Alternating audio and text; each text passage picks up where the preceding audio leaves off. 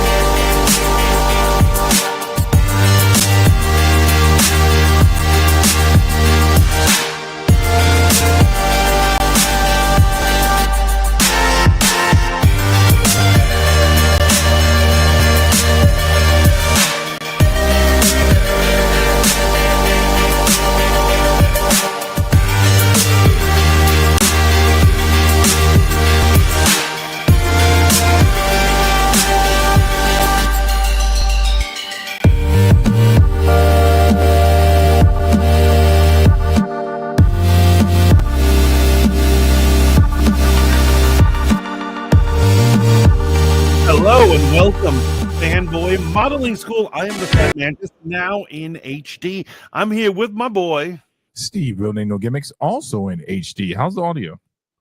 The audio is amazing. How the hell are you? I'm doing what good, I really man. care about. F the audio. How's my best friend? I am doing good. I see Berlin has chosen violence early. Berlin, the quote isn't that I'm the king of fighting games. There is not a motherfucker alive except for Big Cat that can beat me in fighting games. Oh my god! So for those who don't realize, there is beef in the chat over in I believe Rumble. Berlin's giving it to Steve hard, and yes, I meant to make that sound as gay as possible. And I'm here for it. Continue, boys. See, it's my burden in life, man. This is my burden in life, man. I'm a humble motherfucker. Some motherfuckers might say I am the most humble motherfucker. There's never been a motherfucker who has shown the levels of humility that I have. But when it comes to these goddamn fighting games, I'm a G. I'm just a G. There was a dude I worked with by the name of Jonathan, right? And he's like, yo, I'm gonna son you up on Street Fighter. One of these thug wannabe motherfuckers. And I'm like, all right, son. Oh, I know the type. I'm like, let's not forget that I am a blurred, original black nerd, awkward, you know what I'm saying, through my teenage years. Wasn't getting no nah. Did you see foundational black nerd? Foundational black nerd. So all I had at the time was being the best at a few things. Mortal Kombat and Street Fighter. And Street Fighter being the superior game, I went to Street Fighter. I mean, don't get me wrong. I lace motherfuckers up on Tekken. As you know, I'm a devil on Soul Calibur. You can pick your cheesiest character on Soul Calibur, and I'm going to make him feel like Cervantes by the time I get through it. The Merchant of Death. And so we've started off a little niche, a little strange. What was the statement? What was the statement made? Let's check this out right here. Berlin said, hey, Steve, I heard you the king of fighting games. LOL. Spanking 0. What's up? Listen, Berlin, I told you got a permanent invite. Right after I wax this motherfucker, you'll be next up on the stage. Like, that's it. Here's what I have to say. I have lost any touch that I had with fighting games, but actually I will actually give it to Steve. Throughout our many years of friendship, he's always just been better than me. I wouldn't say that much better than me, but he usually bests me. And so I would have no chance right now. Like I didn't play Street Fighter 5. I just didn't play it. You know why Berlin's saying this, man? Because remember when I was streaming the games on Fight Juice? I'm playing. This fool talked me into playing the Jedi game on like the most difficult fucking setting, and I'm a man of pride. So obviously I wasn't gonna backtrack. I had to beat that game on the most difficult setting. Bro, do you know how hard it is to beat these Souls-like games on the most difficult setting? I remember. I loved Soul Calibur. Soul Calibur was my jam. Yeah, and honestly, they need to make another one. It's been forever since they made one, right? It has, man. But otherwise than that, man, welcome to Fanboy Modeling School on Fight Juice Online, hosted by RizRadio.com, Riz Radio Live 365. I am Steve. That's the Fat Mantis, and we are officially the last people standing. We are, and you know what's crazy? Yeah, and what's crazy is the fact that every time I look at Spoon, every time I have to fire up the app Spoon. Right. And for those who don't know, that used to be our OG app. That was our main love app. It makes me think of all the wonderful, talented people we used to stream with. And how one by one they vanished. And it's usually the real world that sucks them in. Kids, work, a significant other. They discovered they loved the feeling of love more than the feeling of streaming. I don't even understand that one. After having a good stream, I will take that over some bitch's love any day. Yeah. So I want to give a shout out to the people in our stream. We've got Maddie over on Spoon. We've got Shaolin Iceboxer. We've got Lanio. How are you? Welcome in. We've got Dragon Lady, of course. We love you. Berlin, of course, known as DT Dubs in certain apps. And if I've missed you, if I've missed you, I apologize immensely. So what are we getting into today? We're gonna start with an honorable mention that is more of a debating point. Agatha all along. Wait, before we get any further, Lainey, you know I love you. Don't play yourself. Agatha all along turned out to be good all along. Who would have thought it? Who would have thunk that one of the most obscure characters who does have a pivotal role in the comics, and in a strange twist of fate, the show has turned out to be good, man. And I don't just mean good like, hey, I'm tolerating it. I have enjoyed every episode from episode 1 to the latest episode, big reveal on the last episode. And it's been a good time, man. Now, I don't want to amp the show up, right? It's not the greatest thing the MCU has ever done, and nor should it be. Consider that. It is definitely a sleeper hit, for sure, in my mind, according to me, in my opinion. Now, with that said, my good friend over here is going to vomit on you, but I want you to remember the words Steve said. right? Never did I say it was the greatest. Never did I say you need to watch it. I've asked my buddy if he would consider watching it, and he's just like totally against it. And that's his right not to watch it. And I support him in his right. Now, what Mantis is going to rebuttal with is that I'm trying to force him to watch this. He's going to forget everything I've said and make this about me being an MCU shill. Go ahead, buddy. So let me just start with the fact that you are an MCU shill. And I know you're trying to force me to watch it, and I'm not going to do it. Okay, let me get into that right now. So I think I've done this rant before. I think I've surely shared this with our listeners, but I am boycotting every nonsensical project, superhero, any genre, or like any company does, right? And so unless the Thunderbolts can break out a great trailer, I'm not going to go to it. Did I watch Echo? I gleefully did it. Did I watch this crap? No. Am I going to watch Penguin? No. I'm tired of them taking a big old deuce on my characters, my beloved comic book characters, giving people shows who really don't have a fan base or who have no business to. These are dollars that should have gone to superheroes or even super villains to have miniseries. This could have made that money could have been used for an actual good Hawkeye series, or anyone. They could have given Vision a series. They could have given anyone who makes sense. But Agatha can suck me off. There, I said it. And there you go, folks. There you go, man. And you know what? That's your right, buddy. And I won't try to talk you out of that. I won't. I'm not going to. But you're going to try to force me to watch, aren't you? No, I'm not. How can I do that from over here? No, I got to be honest with spoiler alert for last week's episode of Agatha. Turns out Agatha is a villain, right? And no matter how sympathetic you are to the villain, villains will always show themselves to be villains. And there's a key moment in the episode, right? You know, Agatha has the power to absorb, which is energy blast, what seems to be their life essence and their magic. So there's this whole thing going on during the show, right? Is it intentional? When she killed her coven, was it on purpose or was she being persecuted, right?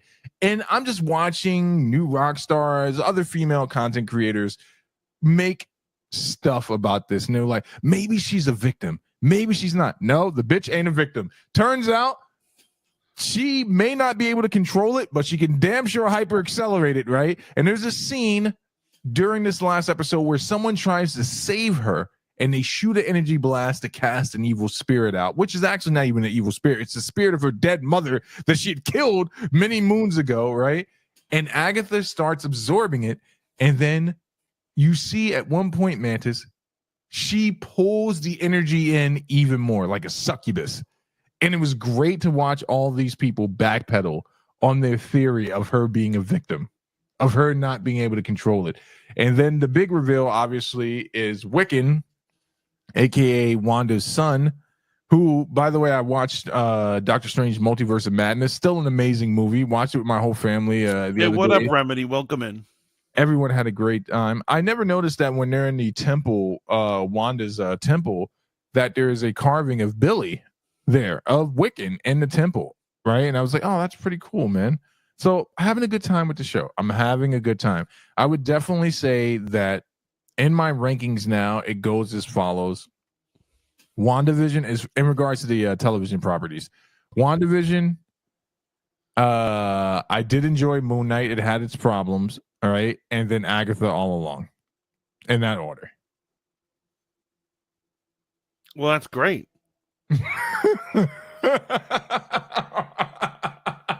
Remedy says, I haven't seen you here since 2021, 2022. Yeah, I mean, I had to bail. After the first gutting of Spoon, I bailed out of there, and I certainly haven't been back. I know several of my cohorts and friends, including Steve, have gone back. Now that Spoon is truly on its deathbed, it's like it's not even gonna have a server, so it can't even be the zombie that it is right now. I figure I'm going to stream on here for a little bit to say goodbye. You know, remember all the good times. That was Steve you were just listening to, and his one-man show an appreciation for whatever that show is. You got any other honorable mentions? No, that'll do it for me. Why don't you just agree with Hitler while you're at it? You play. Speaking of the unpopular opinions, you want to get into it? Let's get into it, man. So I want to talk about our first cover, topic, which is your man Asmond Gold. You like him? I don't think I've ever sat through an entire stream. I've definitely watched some clips. He's got some takes. Some I agree with and some I disagree with, but I don't have any strong feelings against him one way or the other. You know what? I'm going to agree with you on that. I think that I do bust jokes all the time, but mainly it's just because he looks like a hippie. Right. I really don't know much about him, and I think he's had takes from all different directions. Well, he is getting flamed up on the internet for something he says, and we've got a video that actually is going to literally have him damning himself. Now, it could be something you agree with. Remember, this is the age of the toxic speech patterns. Right. Basically, you could say something, the most based thing in the world, and somehow it'll get you canceled. You know what I mean? You could say fuck cancer, and somehow there's going to be a group of people who are going to shut you down. Cancer has the right to cancer. Right. And they're like, oh, what a cliche opinion. Why don't you get an original one, Mantis? And you know I just did an imitation of Emmy and Emma. Oh my God! Why, Mantis? Why are you choosing violence? No, I just channeled them. Ever think about the time I went to a stream on Spoon, and it was someone that used to be popular. I can't remember who her name was, but all the big streamers were in there, minus yourself and Lainey, and it was it was a mid-afternoon stream. And then Stacy and G, right? But all the other big streamers. And they were talking about things they hate about Spoon. And I was like, yeah, I hate when you get kicked from Spoon for no reason. But the psychopath that was running the stream was like, well, don't say shit. That's going to get you kicked. And then Lapis was like, damn, Hold Up TV got cooked. I was like, no, you furry fucking loving psycho. I'm talking about when it kicks you out the fucking audio for no reason, man. Oh, Lapis. I haven't thought about Lapis in forever. God bless her. What an amazing human being. Who knows where she is? What was the name of her show again? What was the name of her show? She had a name. There was a specific name for the show. I won't let it through. It was like Death Consultant or something. Yeah, man. That shit used to trip me out. It was crazy because there was a lot of lore. There was a lot of things. But here's what I'm saying. This shows the type of talent that we had on Spoon because it was out of her creative box. And it was unlike anyone had ever seen before. Yeah, right? No one in the world was doing what she was doing. You know? She's like a hellbound dog character or something like that. That shit was spooky, man. How much I've missed these boys trying to get canceled. It might happen right now. Oh, he shared the wrong screen, of course. We're not going to get canceled with that type of hijink going on. No. You got it. You good. Yeah, you can do it. You can do it. I believe in you. I believe in you. And here's why I believe in you. Though you have no taste, right? And you have no understanding of critical things, you are a unique butterfly. Your mama is a unique butterfly. Let's do this. So let's see what this idiot has to say. I'm sorry, I didn't mean to call him an idiot. Let's see what this unique individual who was born in the image of God, and so therefore we love him. Genocide as a systematic killing of a group of people. They have genocide built into Sharia law right now.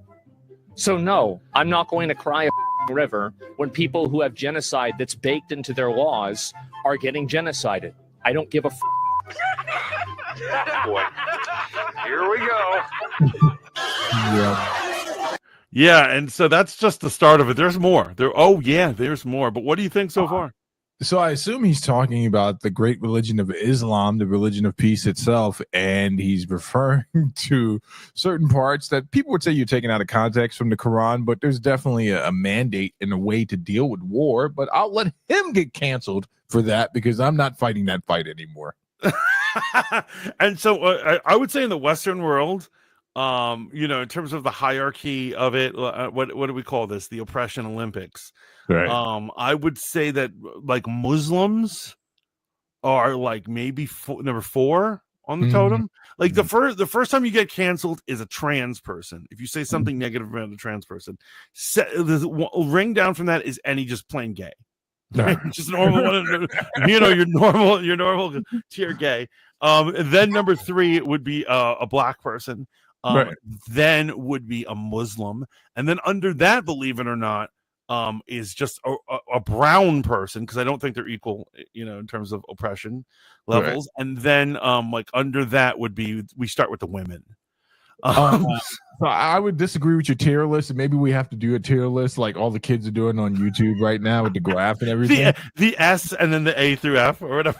Yeah, I would agree with the first pick of that community that you named first, right? And even the second pick, I would say third used to be black in totality, and now it is black women. Oh, okay. If we want to specify like that, then yes, I would agree with that. Because they'd be canceling black men left and right. As a matter of fact, they call them racists. They call them white supremacists. I've seen this before. I think the Young Ripper, who's a Southern black hip hop, guy, is sometimes called a white supremacist because he's like a libertarian or something. Yeah. Yes. And I mean, he's like, to use the parlance of our forebears and our ancestors, or just the community we grew up in, he black. You know what I'm saying? like you cannot dispute his blackness in regards to black. He checks all the boxes. He's with a black woman. He's dark skinned, right? He's a black guy who actually dates black women. So that's like, think about that. God bless him. God bless his soul, man. And there's nothing wrong with dating black women. My only issue with when it comes to the preference conversation, you can date whoever you want. Just don't shit on everyone on your way out. You don't like black women? That's fine. I'm sure maybe you did have a bad experience with black women. That doesn't, that's not the sum total of black women. Let's not go that far and just start. Basically, if you're a teenager and you've had a bad dating experience, I'm going to give you a pass if you make generalizations. Yeah, like you date a Puerto Rican chick, she threatens to cut your cock off, and then you go, Puerto Rican women are nuts. I'm going to give it to you, but eventually you got to grow out of that thinking. Yeah, you got to get out of it, man. You got to get back in the pool. But let's see what's going on with Aspen Lad. What's going on? Lainey says, why you got to make all the villains into victims? Like, get over their evil. Stop the BS. Yeah, that is a very, very true fact, and it's like everyone wants to sympathize with the villain until the villain is a villain to you, and then you're like, oh shit. Right. Well, that's actually the thing that I think is funny about the white liberals, is because I think eventually they're going to save so many villainous people that eventually they're going to be victims of their own their own people they saved, that they're allies to. Yeah, have you ever seen that video that's floating around on IG where it's like a parody of the cross-pollination between the LGBTQ community and supporting Palestine? And it's a guy and he's walking up in the roof and they're playing the Randy Newman song, "You Got a Friend in Me," and the next shot is of him getting thrown off the roof. Yeah, they throw the guy off. Oh man! You can't accusing anyone of being a villain in that scenario. I'm just saying can't make this stuff up. You absolutely can't make this stuff up. DT Tubbs says you're forgetting a group, Mantis. Them boys. Them side boys. Go ahead. Let's see more of Aspen Lad, which sounds like a hipster group, by the way. It does. There's a gaming streamer who is relatively apolitical, just stepped on perhaps the biggest landmine in modern content creation, and that is, of course, having an opinion that you don't care about what's going on between two countries that are not America. Quite frankly, Asmongold is one of the largest streamers on the internet. He, I would say, in general, is a liberal type of guy who also just doesn't like a lot of like kind of woke nonsense. So he often gets lumped in with conservatives, but I don't think he's a conservative. He may be a guy who's similar in politics to me, who is still pretty liberal about things, but is going to vote for Trump. I don't know. But he went on a 2-minute rant about not caring about, Israel taking on its enemy, whether it's Hamas or anyone else, based on their culture. And the woke left is absolutely eating him alive and already forced him to apologize. which anyone with a brain could have seen coming because this guy makes millions of dollars a month on Twitch and relies on their platform. Many people are calling for a full platform ban for his statement, which we're going to take a look at. Obviously, they would, because these idiots sit at home and do nothing with their lives and are armchair activists, and all they know how to do is censor and ban people who they disagree with. But this is wild. I also want to give a huge shout out.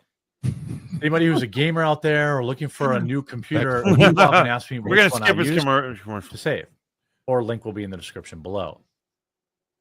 Let's get to the actual statement. Obviously, people who are of Palestinian descent or Muslim descent or whatever the case may be, they're very, very angry about what Asmond has to say. There's some nuance here that he just goes says, bull in a who is this white man on my screen? If you want to consider genocide as a systematic killing of a group of people, they have genocide built into Sharia law right now. He's correct. This is one of the most. And so I want to point something out. It's always important to obviously dissect the actual words or actual things people did, do, and say. And I want to point out that what he was just calling out right now was Sharia law. Yeah, which is not all of Islam, and it is not. It is a particular corner of Islam and belief, and it is not all Muslims. I just want to point that one out because I think that people like to hear what people don't say. Well, right? Wait a second. Okay, he's being critical of the religion itself, right? In which Sharia is a cornerstone of the religion. Is more. So here's what I'm saying. Like that's So Sharia law would be the equivalent of somebody who's like an Orthodox or like, you know, strictly following it, right? Okay, hold on for a second before we go down this road. Sharia law would be the equivalent of the rabbinical law, right, and that's an Orthodox point of view. That's not a reformist point of view. No. It's but here's the difference between Islam, and this is where you either are a Muslim or you're not a Muslim, right? There's no reformed. Of course there are, because there are very westernized, very very westernized Muslims. Hear me out. Hear me out. Islam itself does not recognize those people as Muslims.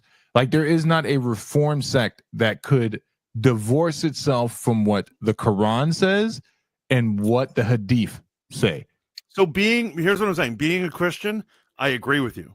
And I would do the same thing to, like, you know, someone who's a lax Christian. I'd be like, well, he's not a real Christian. But of course, you have to admit, there are a lot of Muslims who disagree with you, and because they're lax Muslims. Okay, allow me to go you one further.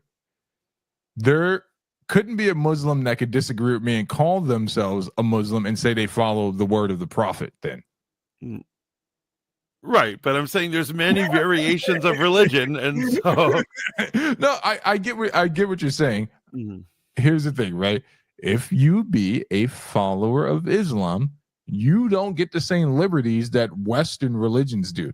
You don't get the same liberties of like an organized, reformed Judeo practice, right?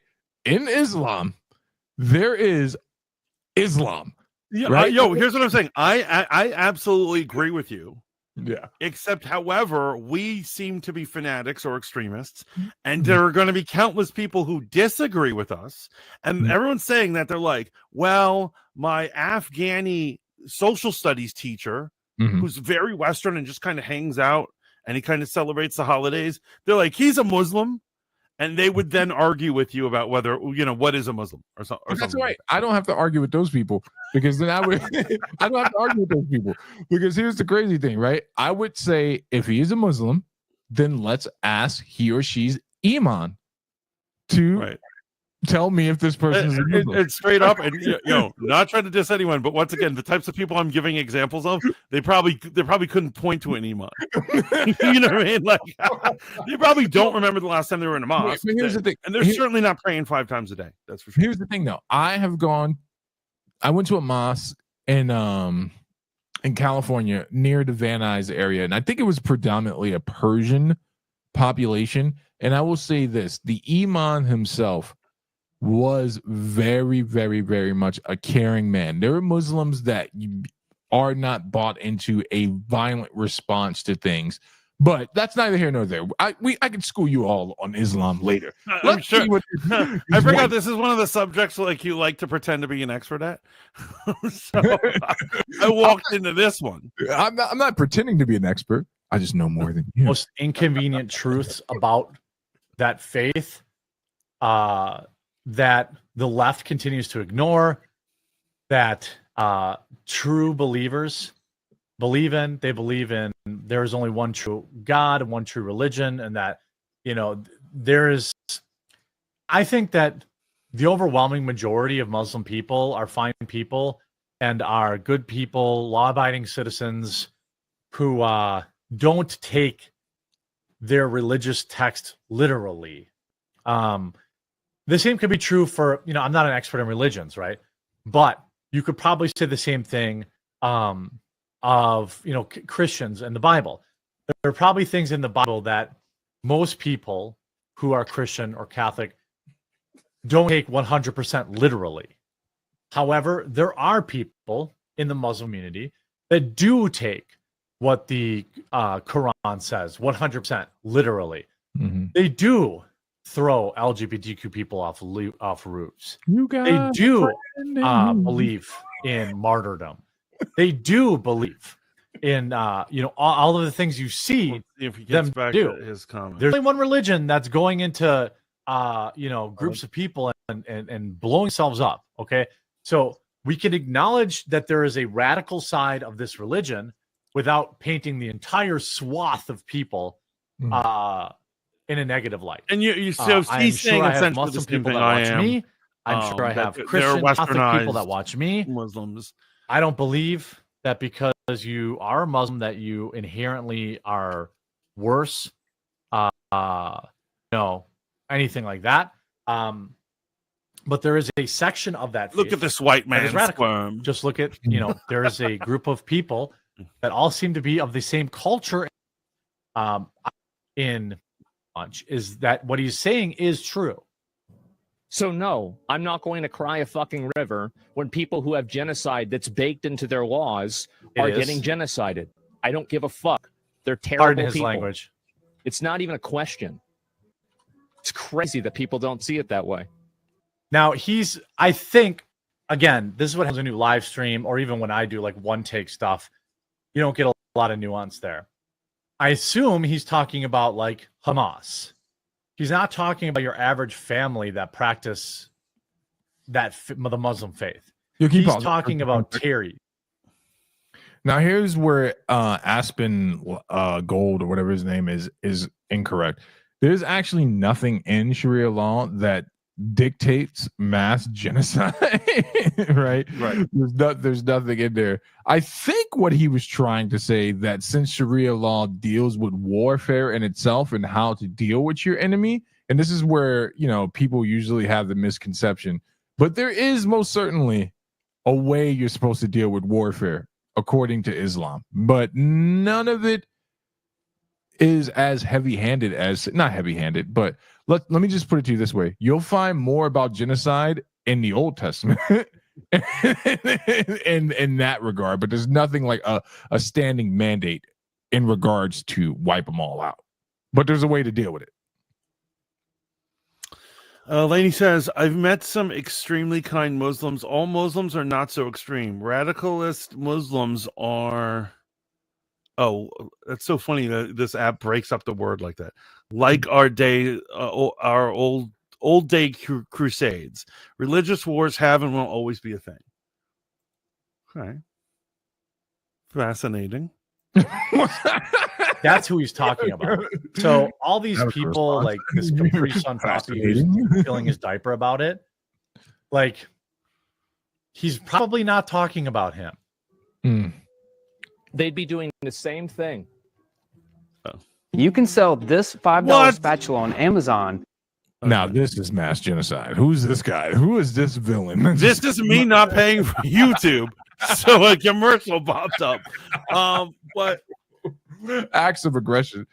So the response, I assume, has been an immediate cancellation. Well, here's a good thing about this, right?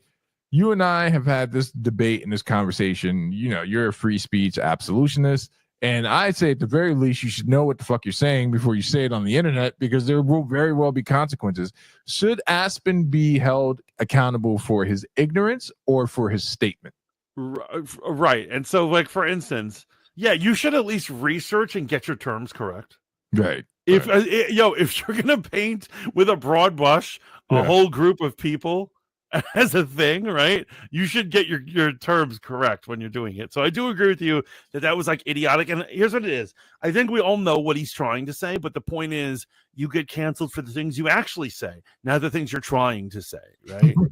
And so he was painting Islam with a broad brush. And so I think that what he is feeling, and I think a lot of people are feeling what he's feeling, is something that nobody wants to. The reason he can't verbalize it is that people hate these unpleasant truths, right? They can't stomach them. So when it's time for them to talk about them, they start squirming, and they're like eel in somebody's squeezing hand. They're trying to wiggle out, and they're like, I don't know what I'm saying, bro. So here's basically what it is. It dates back to the early Bible, but it's not about the Bible. It's just about these people groups. Right. And so Christianity, which is the majority founding religion of the current government of these lands of America, right? And so this culture finds Christianity embedded into it, see themselves as the successors of Jews. And therefore, Jews in some kind of way are connected to us. They're like our cousins or our siblings, our little siblings, but, nonetheless, they're there, right? However, according from the origins, at least the biblical or the mythological origins of, Arabs and Jews have historically not liked each other and tried to wipe each other out in one way or another. Do you know what the root of that is? Like the actual root in the text. Do you know what the root is? So I think one of them, they came from what? Ishmael? Ishmael was Abraham's unwanted son. Yes. Or it was with like, I guess what I said, talk about terms I don't know. Was she an unclean wife or just a bad wife or something? And no, that's the child of the woman that laid with Abraham, because Sarah said, "Hey, you should do this," and then she was getting too old and she couldn't have kids or something like that. And then when Sarah, it's so funny. Then when Sarah could have some kids, they're like, "Get rid of that bitch," all right? And so they became a clashing group, and that origin and that story has continued on. And so whether people want to accept it or not, culturally, you have a certain repulsion to the other culture. And I'm sure there's going to be so many wokies who hear me, or maybe not, no one listens to the show, who are going to be like, that is ridiculous. What are you talking about? I embrace my Muslim cousin. It's because you work for Satan.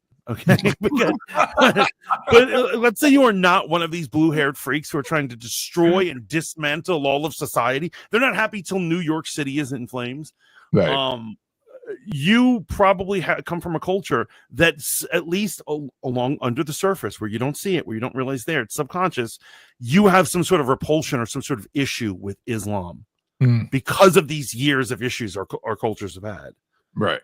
Right. And so that's what he's trying to say, because he doesn't know his terms and he doesn't know his things. What he's basically saying is, I know these guys are bad. I don't know the words for it. And I don't know how they're bad. I certainly haven't read a book about exactly how they're bad, but I just know they're bad. So I get you. See, and this proves the point that even a moderate or so-called moderate could say something in complete ignorance that can get you into a heap of trouble.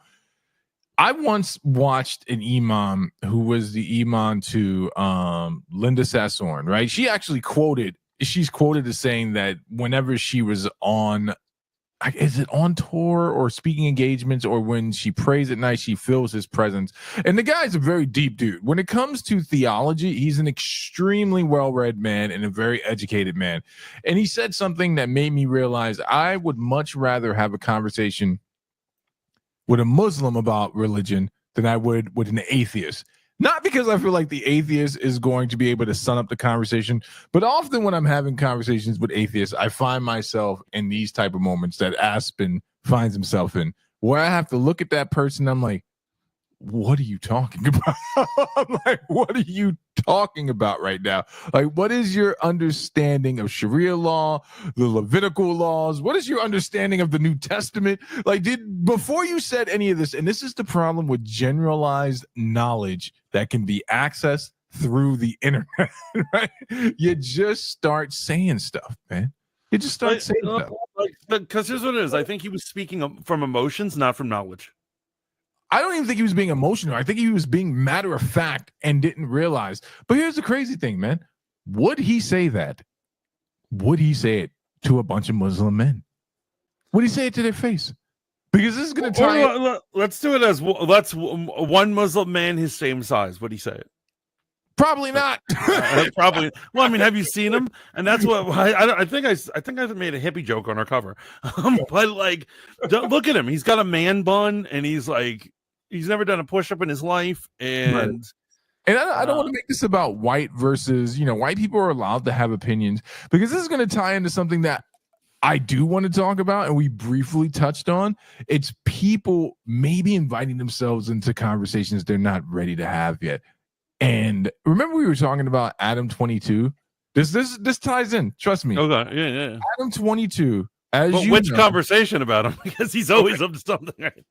Adam 22 recently got himself into a situation where a guy, long story short, if you're not up on gangland culture, showed up to his podcast and called him out, as many people have done before, about sticking his nose where it doesn't belong. And I would say Adam hasn't stuck his nose there. You guys invited him into the conversation because you desperately need to talk about your criminal activity to anyone that will listen. Right? Well, that's the problem nowadays, because they want to show off their criminal activities more than anything. It's all about, right. They're getting street cred in the wrong way because they don't know how to get it themselves. Right. And the difference here is, if Aspen wanted to, he could throw a stone anywhere in YouTube and find someone that's well-versed in Islamic practices, right? And he could have had a conversation. But instead, he made a statement, and now he's dealing with the consequences. But in regards to you, I mean, you believe in free speech, as do I. But do you feel bad for this guy? Do you feel bad for him? Here's what it is. It is hard to feel bad. And so, believe it or not, guys, Mantis has probably 20 extreme opinions about things that would either get me canceled or get someone to come and find me and start a fight with me. That I do not share with any of you. And I know what you're thinking. Mantis, you say shit that makes me want to punch you in the face every week. I probably do. And yet I still have even worse opinions. Yet I know I'm smart enough not to say it on my streams. I'm smart enough not to tweet it. Every stupid thought that comes in my head that I'm like, yo, that person's culture is totally invalid. This person's religion is totally messed up and fake. Right. Like, what are they, an idiot? That kind of stuff. And so I know better than to share it. And so this guy, being old school, he's been on the internet for quite some time. He's got quite the followers. He's not new to this game. And so he should know that that's not something you do. And so this is one of the few times, and once again, I always feel bad for the canceled, but this is one of the few times I don't feel bad for him. No, I don't feel bad for him at all, man, because even though, like, we can have our conversations about Islam, we can have our conversations about atheism, we can have conversations, but the one thing I try not to do is just, unless we're talking about, dummies, right? I will generalize a bunch of dummies in a heartbeat. I lump you all into the same space. If I can get you all on an island somewhere and gate it off and keep you there, it would probably be better for the world. But this was just an idiotic take to have, man, and to articulate it. But is anyone coming to his aid? Where are the destinies? Where are the other thought sayers. Hell, where's the Daily Wire? Where's Ben Shapiro? I would think Ben Shapiro would jump all over this, right? I think you know what it is. I bet you anything they have an algorithm to tell them when they jump out on a story at the Daily Wire. I bet you they have like a supercomputer that they're sitting around and it's like, it has enough engagement, and then he does Asmond Gold. Let's talk about it. Like, you know what I mean? Because they're very crafty on what they choose to talk about, what they choose to ignore, stuff like that. And so it's clearly there's a business decision. It'll only be a little bit before Candace Owens has something to say about this. In fact, I love she doesn't have to respond to the algorithm. She does whatever she wants when she wants. She's a free woman. She's a free spirit. Just for the bullshittery of it, like just tying into the point, I want to get your uncomfortable feelings on gangbangers, right? Going on to white platforms, sharing their gangbanging nonsense and calling it the culture, and then getting mad when the person they invited to the dance uses and abuses them, right? When he decides, I don't have to send you a text anymore. You already gave me your story. It's up on my channel. Like, what are your thoughts as an owner of a streaming service yourself? And so it comes down to this, guys. And by the way, DT Dub says, still here, fellows. The religious talk is the highlight of your streams for me. Thank you, DT Dubs. Hey, we appreciate that. And I want to do a shout out to Rogue Radio, Queen of Conspiracies. She's over on YouTube. Thank you for stopping in. I always feel blessed when she comes into these streams, man. Yes. And so those who don't know, follow her, Rogue Radio. For her conspiracy hours. Actually, yes. Follow Rogue Radio because she's touched on the topic of conspiracies and religious oppression, or when people try to remix that into the same conversation. There's a lot of that because people are reinventing every conversation ever in the age of the internet.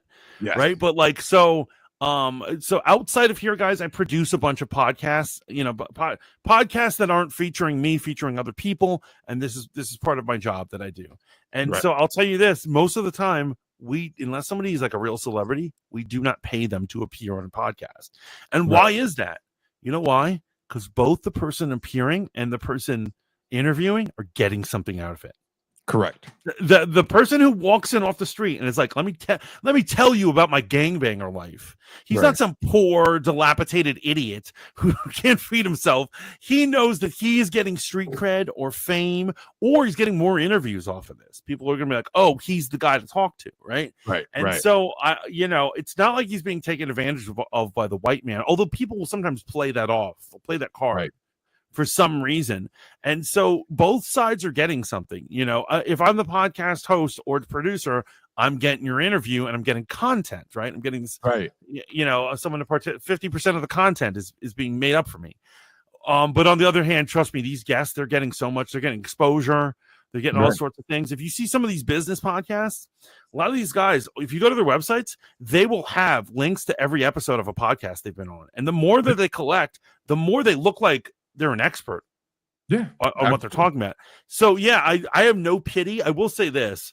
Obviously, I think it's a bunch of knuckleheads, or it's almost common nowadays, but they are knuckleheads for doing it, for giving up the game, for talking. Like that's one of the street commandments is to never talk, right? So like, what is this? Right? Unless you're snitching on yourself for years and years, writing books and shit like and that. Doing it in white circles is probably a double faux pas, right?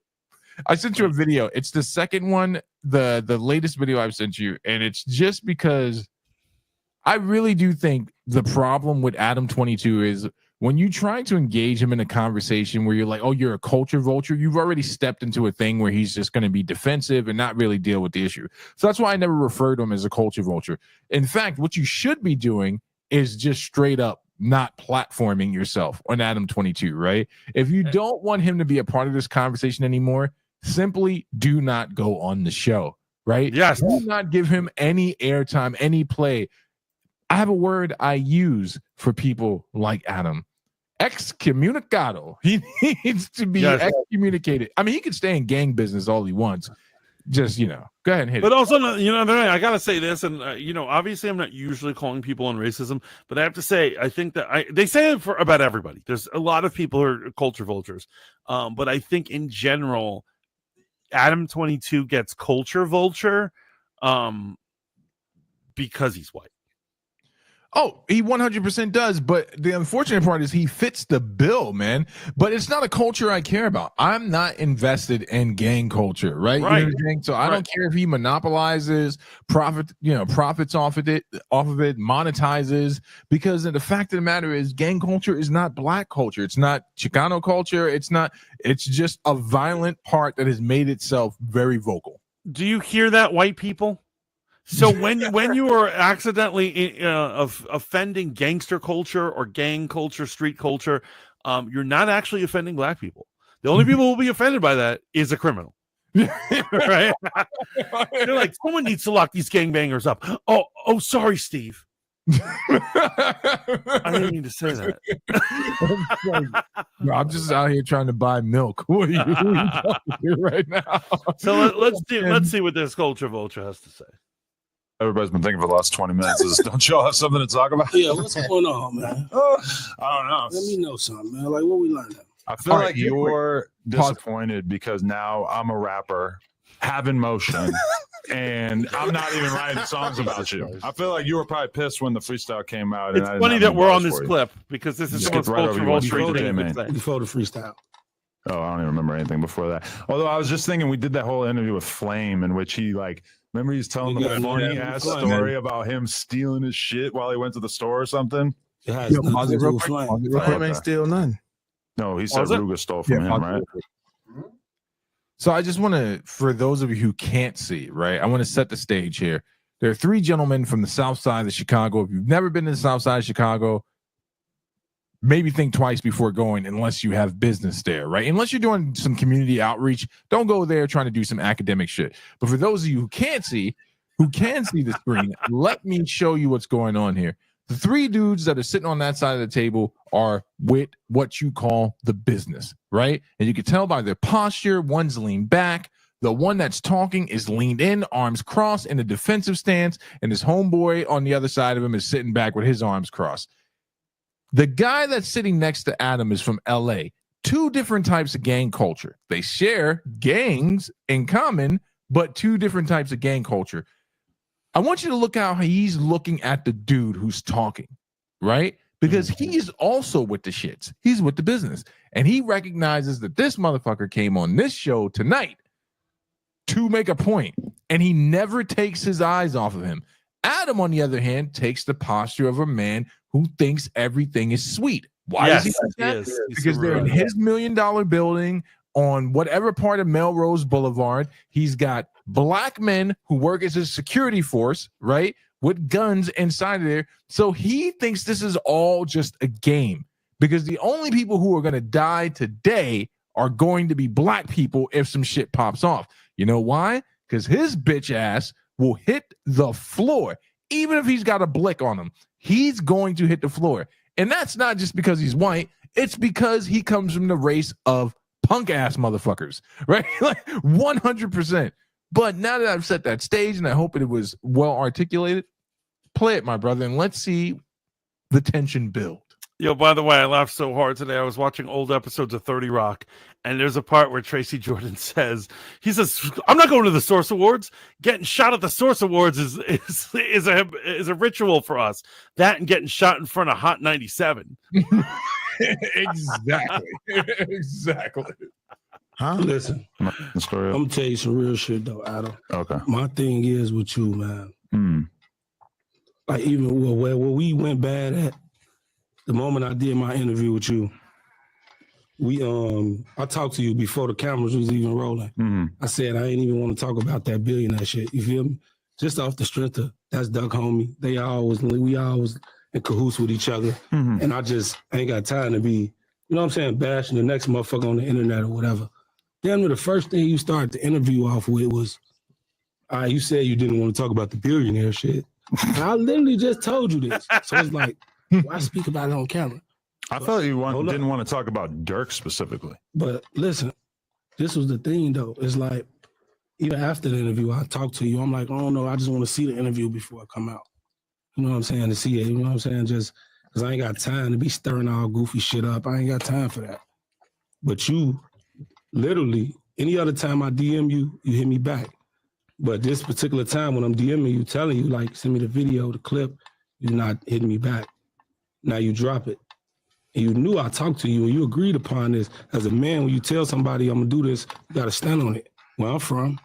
So, and you ain't stand on your word. Yeah, I should have been more direct and just told you I was gonna put it out. Let me keep going. I ain't even done. It's like, and then another thing, you on here playing with folks' mama, like thug mama, bro. Like, all right, I don't give a fuck how much you playing. Don't play with folks. In case you're not up to speed on who Duck is was a rapper from Chicago. He was shot and killed in front of a store, allegedly by, well, not even allegedly, until the trial wraps up, by some goon sent by King Von. Duck and Von had beef. It was this whole thing, and it resulted in Duck getting killed. King Von, also a local rapper from Chicago, who was later slain in Atlanta by some homies of what is this boy's name? NBA Youngboy. This is what I'm saying about gang culture, right? So if Adam wants to profit off this shit, it's fine. I'm just waiting for him to have his moment when he gets shot to death. I don't want that. It's gonna happen. It's gonna happen. Absolutely. So this whole thing is now playing out. Adam 22 had on Duck's mother. Actually, it's probably gonna be from a former castmate, someone who he worked close with, and they're gonna come back for revenge. 100%. So that's the backdrop. These are Duck's homeboys. It's game makers are very sensitive. They're very sensitive about their dead homies unless they kill them. Continue. OG.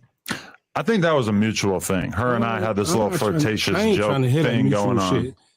I mean, have you seen the interview? She's around with me like that, calling me handsome and all this shit too. It's not just like you remember that day? We could not believe the way she was flirting with me. Yo, gang culture or not, it is never a good idea when someone's like bitching at you for flirting with somebody's mama, particularly a dead person's mama. You do not defend it by saying that bitch was all up on me. What was I going to do? That is never the argument you need to take. That's never the stance. That is never how it should go down. But you know what else Adam does here, right in front of your own eyes? He does what every bitch motherfucker does. He taps his homie, who's a tough guy. He's like, you remember that shit, and his homie. Right. He's trying to be like, maybe if he agrees, they'll back away from me. Right? That is a bitch move. That is a 100% bitch move. And you saw what his homie did. He just looked at him. Right? He just looked at him. He's like thinking, "Don't bring me into this." I didn't fuck the dude's mom. Good. Hey, another thing, you play with Wooski, bro. Like, just let me out. We talk. I don't care if y'all talk. That ain't that. I got a personal problem with it because it's the principle of you playing with him about him getting shot in the head. That shit ain't no joke. Do you know that was at my best friend's funeral? Yeah. Do you know that my best friend mama couldn't even bury her son the right way? Like, the funeral was completely over after that. Motherfuckers running everywhere. My mama was there. My son was there. He wasn't snake tactics. Yes. For sure, Wooski should have thought about that before he started talking shit to me. Because when you start doing battle in hip hop, you're gonna use whatever you got. Did you hear it? That's why we're listening to this, Mantis. Did you hear it? Yes, I heard it. He grouped himself into the hip hop world, right? Like he's one of them. Like he's equal to any one of them. Also, another thing is, if the complaint is he was literally making fun of somebody who got shot at a funeral, that's not. You better be my best fucking friend to make a joke like that. And also, what he did was he grouped hip hop into gang culture. He implanted himself, and he used the old adage, right, of it's all fair in love and war. It's battle time. It's battle time. Good. We're almost done with this shit. To talk shit. He did. He started shit with me, so I mentioned something like that. You went on an interview with Cairo and brought up Wooski. Right, in a very light way, like barely. The idea that deserved the reaction that he then gave me is fucking insane. You basically recited lyrics that you knew was really serious, bro. That like behind the situation. I think you're taking different situations and combining them together, though, because that was all about Sean Cotton saying that he didn't think Cairo had Wooski vibes. Listen, when you do that, you place yourself in street shit. Right, it get real after that. Okay. Like for real, gang. Like on some real shit. Like if I would have came in here right now with 4 pairs of boxing gloves, set them bitches on the table right now. Like, come fight me right now. Let's go fight. Would you? No, that shit's goofy. Exactly. That's what I'm telling you. I would have looked at you like you were doing some stupid ass clout shit if you did something like that, for sure. It wouldn't be no clout shit because you ain't gonna post it anyway. But this is what I'm telling you. At the end of the day, if I ask you that type of shit, you ain't really willing to even just fight. Don't stop egging it on, gang. Like if you ain't literally just willing to fight. Why do you think that? Why do I need to be on board with fighting? Like I've never said I was a boxer. Why do I need to be a boxer all of a sudden? When you got on that internet, you said Ruger a bitch, acting like a bitch. You shouldn't swim amongst the sharks if you're not willing to box. And I know my analogy fell apart. Like, what the fuck does boxing have to do? But basically, what I'm saying is he should not be interviewing gangland people if he's not willing to just throw down. And I'm not talking about getting shot the way these cowards pull out weapons. I'm talking about just box a little. Yo, and they should not be inviting this dude into this conversation, expecting him to play by their rules. That's the other thing. He is a content creator, man. Just like Aspen is a content creator. And I wanted you to play this. You guys can watch the rest of this clip on your own because it does get tense. But man, just tell me I didn't surmise this shit perfectly. You see how homeboy with the hat on never takes his eyes off of old boy? Because even he is like... He's ready. He's ready for something to pop off. And... But the fact, you know what's crazy is the fact that Adam 22 would not be willing to box. Defend his honor or some misunderstanding is fucking pathetic. He should not be around people in the gangland world if he can't just do that. Free Diddy over on Spoon says we should try to get Jack Black on Spoon. No lie. That's someone that's in the know that knows some stuff. Yo, what up, Free Diddy? What up, Free Diddy? How you living, dog? How you living? Love the screen name. You know what, Jack Black? He was totally 2021. I think we're in 2024 now, and I think we should move on. I think we could have better celebrities. Maybe Diddy if he plays his cards right. Right? Oh man, you've been following Diddy, right? I mean, I haven't been following him, but like I've been following everything happening to him, right? So many lawsuits. This always happens. There's a million lawsuits. Every woman who's ever shook his hand is suing him right now, in hopes to get some amount of pocket change. Including a new lawsuit has just been announced by some guys who say they have been diddled by the diddler. You know what's funny? The news never reports the guy stuff. No, because like we discussed the other day.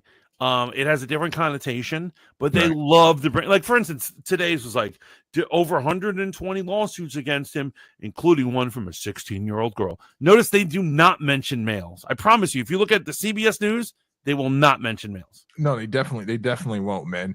To just wrap up the Aspen and the Adam stuff this is my point. Let's stop inviting these people into the conversation, right? And in fact, if you're not willing to stand on what you say, don't say it, right? I will disagree with so many things Destiny has to say, but Destiny stood on quote unquote business when he said that shit about the Trump supporter dying at a rally, right? He stood on business. No apology extended. It's too late to apologize now, motherfucker. You said it, right? And you got to stand on that shit. So you said something about Sharia law, right? You made a statement. He probably does not know what really Sharia law is. You now just go on a speaking engagement tour. Lean into it. You know what I'm saying? Lean into that shit. Well, I mean, he could pull a Trump and just never admit anything's wrong. Like, he'd be like, yeah, Sharia law. Like, make up what it is and stuff. Sharia, I heard she puts out. It's like, yo, what the fuck is he talking about? But yo, the other day, do you remember it being it was National Podcasting Day? I didn't know. And no violence occurs in the video, Berlin. Actually, the video ends with Adam. I wouldn't have stopped it. I would not have stopped it if the fight broke out. The video ends with Adam's security coming and trying to escort homeboy off, and he's like, "Don't touch me." And that is some bitch made shit as well. Yeah, no security in gangland. No, let people talk, especially if they're just talking. If they're just talking truth, let him work it out and then leave. That's fucking fine. I understand if he's trying to place hands on you, but if that's not what was happening, that and calling security, that's bitch made. Yeah, it's a total bitch move. But the other day it was podcasting day, and in our in the chat for Riz Radio, I put a little clip about the podcast police. Did you see it? No, I did not. Actually, let's see if the audience wants to see it, because it pertains to what we're talking about right now. All right, you get that queued up. I'm just going to use the bathroom really quickly because we're live and you have to say that live sometimes. Tell them. Here's what it is. I have a jar at my legs, and I just pee, man. I just pee while we're talking. Doesn't hurt anybody. Am I right? I'm right. I'm right. Fuck. Sorry, guys. Why did he leave when I was queuing something up? It's just like this guy.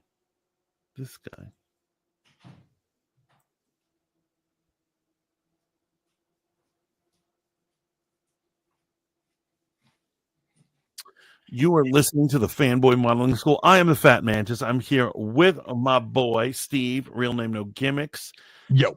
And we're live on all sorts of apps. I'm not sure if I can even list them at this point. But if you want everyone to hear a replay of any of these episodes or hear the other content we have that actually has to deal with music, check us out on Riz Radio at rizradio.com or Live 365 app, or really where any internet radio can be found. Yes. What up? What up, Matt? Okay, so I don't want to slow down the podcast. Can't find it. But ultimately at the beginning, it starts with two guys podcasting in the clip, and then a guy says, really, they say that you need 8 hours of sleep, but you really just need 4. And then his friend says, oh, really? Where'd you read that? And the kid says, oh, I don't read. It lowers your testosterone. Podcast police, and they arrest people who just talk stupid shit on their podcasts, right? What's funny is that is an indication of where podcasting, content creation, YouTubing in general is nowadays. It's a bunch. There's more content creator than educated people out there. Oh, 100%. And so people don't know anything. And one of the issues that I take, I shit on her really hard. By the way, Matt Cat, welcome in, brother. He says, hail to the chat, hail to Mantis, hail to Steve. Yes, he's there. He says, you're live on Tune. I am. And I know you're about to ask about the fat girl. And yes, she's out there. So basically, but Grace, I always shit on Grace Randolph. And one of the reasons is she's constantly speaking without knowing things. Like, she makes comments about franchises she doesn't know about. Right.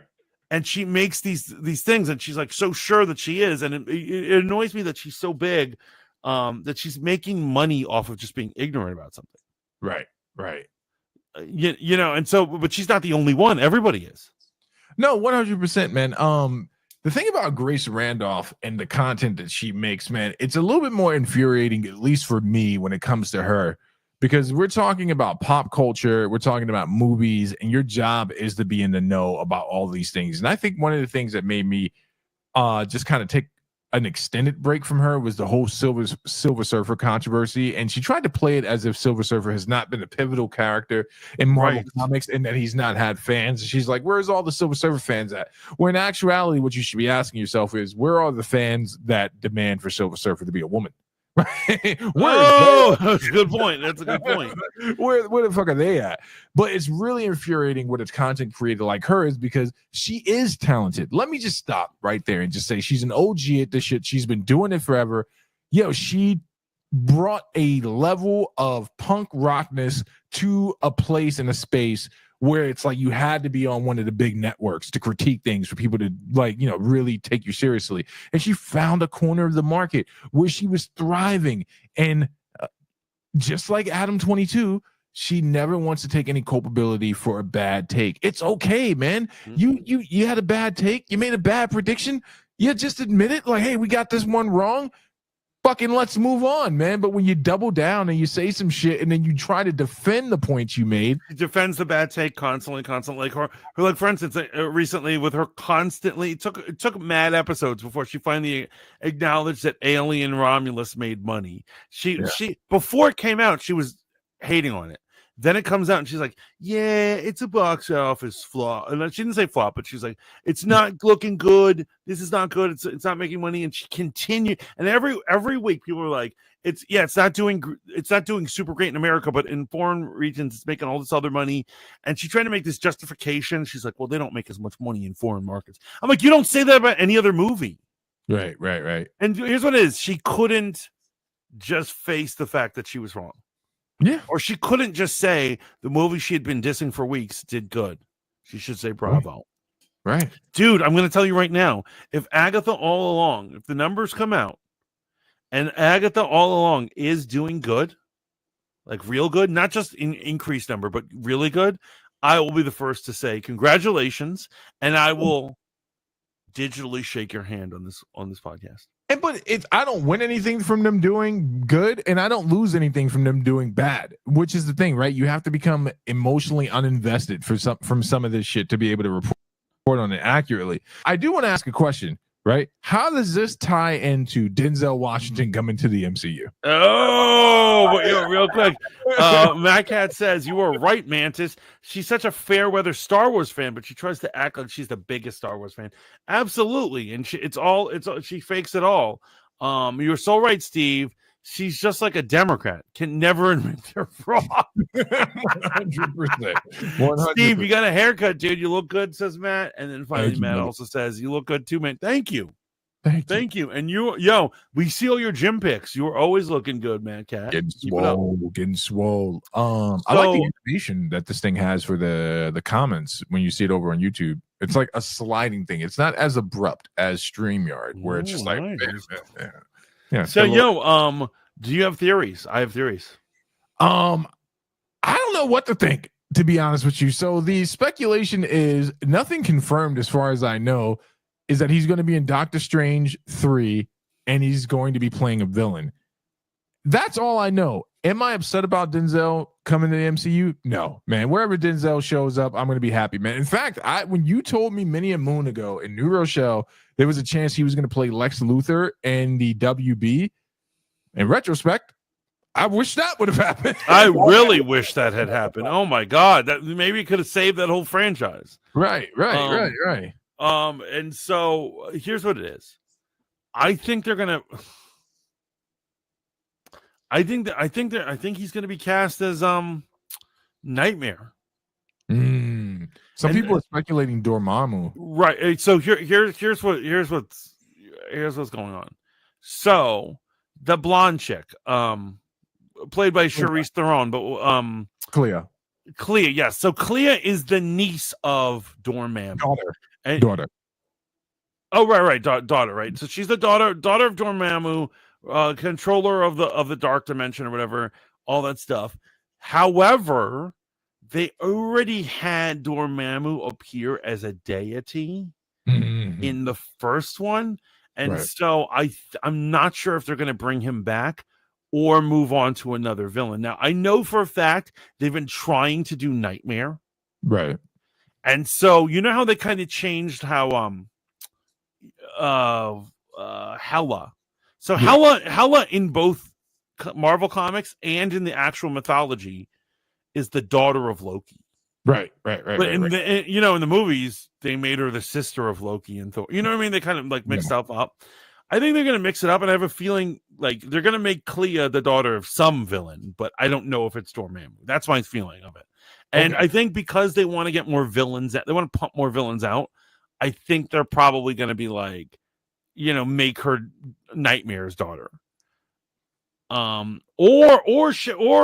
they could, or Denzel could be playing Dormammu before he got so powerful his face is just flaming. He's the worst design character ever. here's what I'm saying. In general, Doctor Strange is such a weird comic book that the villains tend to be just weird. those Yeah. weird looking freaks or whatever, The thing that's really strange about it, right? So at the end of Multiverse of Madness, when Clea shows up, she cuts the hole in the dimension, and they jump off somewhere. And Strange has got the third eye. They're clearly jumping into the dark dimension, so I think they're going to stick with her being. But Marvel has retconned their own post credits many a time, right? But I feel as if though they're going to stick to that.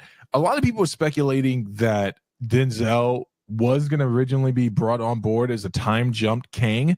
And actually, I wouldn't have been mad at that either, bro. Like, if you'd have told me Denzel was going to play Kang from the jump, as long as the Ant-Man doesn't happen, I'm okay with that. Well, I'll tell you. Here's what it is. I think it's obvious what's happening. Everyone still has some hard on for Kang, which is weird because everyone universally hated Kang before he got forced off the screen.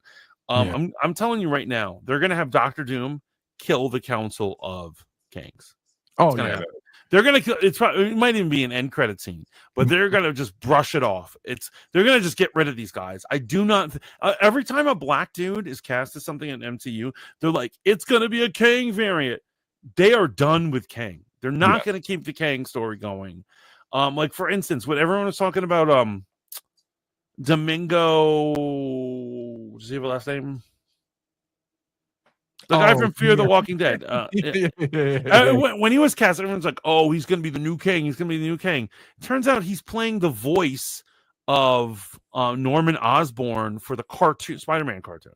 Right. Domingo, what's his face? Yeah. Domingo, whatever. But like, the point is that everyone was so quick. You know what it is? They see a black man, and they can't be more creative than Kang variant. Right. And so I promise you, Denzel ain't gonna be Kang, and he's gonna be a major role. He's not gonna be some shitty fucking cameo Kang. We used to be Kangs, right, Max? We used to be Kangs. We used to be Kangs. Maybe that's where they got the idea to cast a black man. Hey. Here's the crazy thing, man. There are a few people I wouldn't mind seeing Denzel play. I wouldn't mind seeing him play Brother Voodoo or Dr. Voodoo. That would be interesting to introduce him finally in Doctor Strange. He did become the Sorcerer Supreme. I would not be mad at seeing Denzel voice, but having him voice Dormammu, maybe live action representation. I just think it's too early to speculate. And again, I just want to shift back to Multiverse of Madness, man, and just the excitement around Doctor Strange 3. I'm glad I didn't let any of these fair weather motherfuckers talk me out of how good of a movie that is. I sat down and watched that shit the other day, and I was like, this is a great movie, bro. It stands up. It absolutely stands up. I love it. I absolutely love the movie. Yeah. There's only one sequence that I think is lesser, but not bad. It's not bad. But the musical note sequence I didn't love. But here's what I'm saying. I give a high five to Raimi for trying to make magic look badass. I actually really enjoy that scene, but I get what you're saying. It is a big camp and kind of comes out of nowhere. Like I've said before, this thing is one of the most creative Marvel movies ever, because at the end, the friggin' end of the movie, spoiler alert for a movie that's like 4 years old, Doctor Strange has to possess his own corpse and be a zombie so that he could give a pep talk to a mutant teenager so she could defeat an evil witch. It's such a bizarre. Oh, and he had the spirit cape. That whole scene is so interesting and so bizarre. I love it. I love that whole scene. Watching it again screams Sam Raimi, because it was definitely Evil Dead, man. When she's like, but you need a living strange.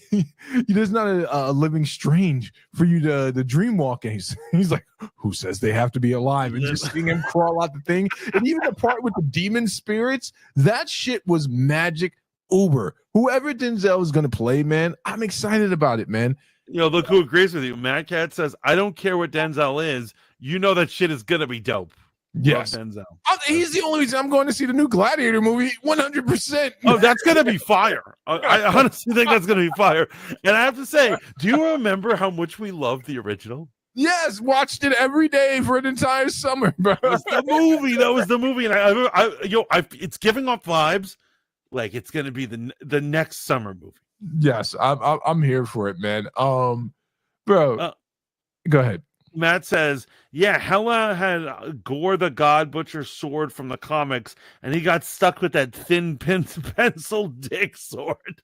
Sad. Yeah, absolutely. They butchered, no pun intended, Gore's story so bad, and Christian Bale was wasted in the MCU. And again, I'm still pissed that they didn't pick the other guy to play freaking Doctor Doom. You know who I'm talking about, Shady McShady, the German fellow. Like, but again, let's see who they're gonna do, what they're gonna do with Denzel. I mean, I sent you the video. It's emergency awesome, so you take that shit with a grain of salt, man. But he basically goes on for like 15 minutes. Actually, we won't do all 15, but I would like to see some of his thoughts. I mean, maybe he has theories that I'm not factoring in here. Absolutely, because I actually like and respect Emergency Awesome. Yeah, no beef with that guy. No, the other one, you know who I'm talking about. He who shall lie and remain nameless. Yes, like absolutely. Well, today is the day Kathleen Kennedy finally gets fired. Mike Zero, man, and I don't even know how they allow him on YouTube anymore. Like it's insane that they allow somebody like that on. Bro, and that's when you know that the content space is just it's geared towards wild speculation, as it should be, man. I say we bring Google Hangouts back, man. Let's get it all cracking again. Yeah, I gotta tell you, I'll tell you this right now. I'm super upset because I found out, this is so funny, the TikTok, and I've never done good on TikTok. Yeah, that TikTok, it's been revealed that they suppress creators that they don't think are attractive and enhance ones that they think are hot. And I was like, oh, so I wasn't hot enough to get a boost. I don't know. I mean, if that's a fact, I'll take your word for it, man. But I know some people who are wildly popular on TikTok, and I would not quantify them as attractive. It's true. There are a lot of just in general content creators who are ugly as shit. And I'm like thankful that they have like a lot of followers, because I'm like, in any other walk of life, you'd be unsuccessful. Right. And so thank God, God is merciful. God gave you something, you know what I'm saying? Like, I'm always like, I never made $1 billion. And I think to myself, well, at least I can get laid. And because there's some motherfucker out there who doesn't have $1 billion and doesn't get laid. True. I'm proud of you, man, for finding the silver lining in there. There's always a silver lining, guys. Remember, believe in yourself. What's going on, guys? Welcome to Everything Always. My name's Michael Roman, aka All Fires, and holy smokes, we have some huge news this afternoon. It appears as though Denzel Washington may have joined the MCU as a villain in the upcoming Doctor Strange 3, and this is not coming from a Twitter scoopster or even an anonymous 4chan or Reddit post. Rather, Production Weekly, an editorial we've re-reported on here at the channel that actually has an amazing track record when it comes to revealing this kind of information early. We're going to go over exactly what was posted and what it means for the upcoming Doctor Strange 3. But first, if you could grab the subscribe button, we of course do daily Marvel content at the channel, and that's all we do. So if that sort of thing's for you, hit the sub button and leave a comment down below. That will automatically enter you to win our ongoing PS5 giveaway, which is in just a couple of weeks. If you want, stick around at the end of the video. We get into all the giveaway stuff again there. Okay, so this news comes from, again, Production Weekly, which, as I've pointed out in the past, is the whole point of that editorial is to connect people in the business with upcoming projects. So it doesn't really help anybody out if the information in that editorial is incorrect. And according to the latest Production Weekly update, Denzel Washington is mentioned for the role of Dormammu in the upcoming film. Now, the fact that Dormammu would return as a villain after first seeing him in Doctor Strange 1 kind of makes a lot of sense, because last we saw Doctor Strange at the end of Multiverse of Madness, Clea surely makes it look like they're headed back into the dark dimension where Dormammu reigns. And if you remember, Doctor Strange really didn't defeat him at the end of the first film, rather just struck a bargain with him to leave them at a standstill. Now, while we're waiting for the Hollywood Reporter or say Deadline. So basically, yeah, he keeps him in the time loop until he finally promises to leave Earth alone. Yeah. So it's true. You're right. This could be his revenge. He could find some loophole, right? No, absolutely. But still one of the best post-credit scenes ever, man. Fake New York, nothing like it. Oh, there's nothing like it's such a sound stage. They're in freaking sunny California right now. They're gonna go get high on the beach after driving past a hobo encampment. It's going to be very Californian, my man. But yeah, there's no way that's real New York. But I love Charlize Theron. She's amazing. She should have been Captain Marvel, in my opinion. 100%. But this, all this shit. I love the third eye thing. Yes. I love her coming out. I love all this stuff. Is great. This is a great movie. No, yeah, it ended well, man. Like it ended extremely well. I mean, the pep talk was cheesy. I could see why some people had some problems with that, man. But overall, man, like watching it again last night, I'm like, man, this is a damn good movie, man. The MCU was not dead the way it had been portrayed. And I'm gonna go back and do something I know I'm gonna regret. I'm gonna go back and watch Falcon and the Winter Soldier, right? And then I'm going to watch Moon Knight. And I'm going to see if I allowed myself to get pulled into the hoopla of internet commentary and didn't make up my own mind about these shows. So I'm going to go in and just I'm definitely going to do Falcon and Winter Soldier before Captain America 4. Yes. Definitely as the re-up.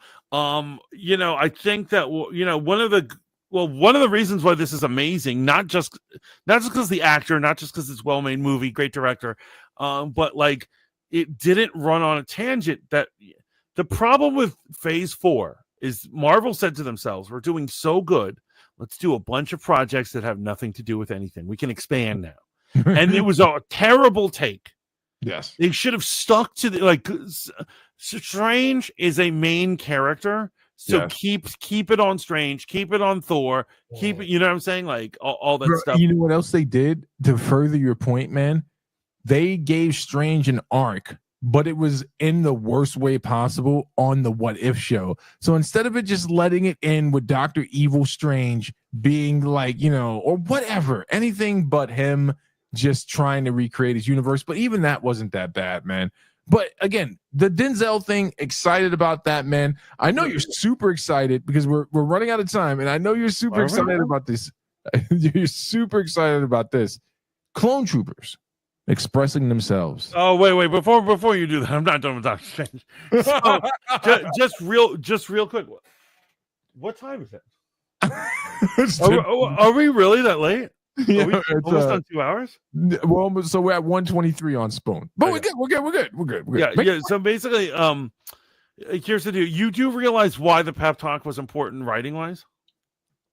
No, tell me. So what it is if you notice throughout the entire movie, he has problems letting other people do stuff. He has to be the one to handle everything because he's so arrogant. He doesn't trust anybody. And so the fact that it was brilliant to have him not be the one to solve the end of the movie. It had to be someone else. So he had to put his faith not only into someone else, but some female teenager with two moms. But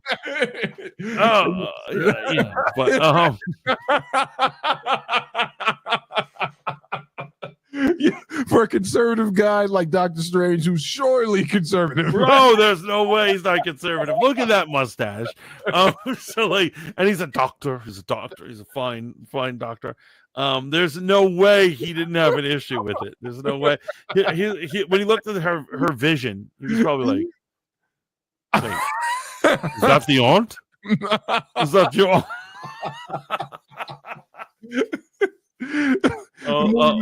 The movie was confusing my kids. So like, she doesn't have a dad. I'm like, no, there's a dad. So but it is Marvel. They could have kids have been born in weirder ways in the Marvel comics. Man. Just be like her. Well, for starters, you have to have a dad. I don't care what dimension you're from, but just be like the dad was off camera. That was the aunt. But I see that you want to jump into this whole Star Wars story. Yeah, we got to get to it, man. Clone Troopers, man, expressing themselves as gender fluid. Not something that George Lucas ever touched on. Doesn't mean he wouldn't. George Lucas isn't. He's a guy. He's got stories. I'm sure if he was making the films now, he would be catching as much smoke as anyone else. But let's make sure we keep this in context. I believe, if I understand this correctly, this is not something that's happening in an animated show. It's not something that's happening in a movie. It's a book where there is a clone stormtrooper by the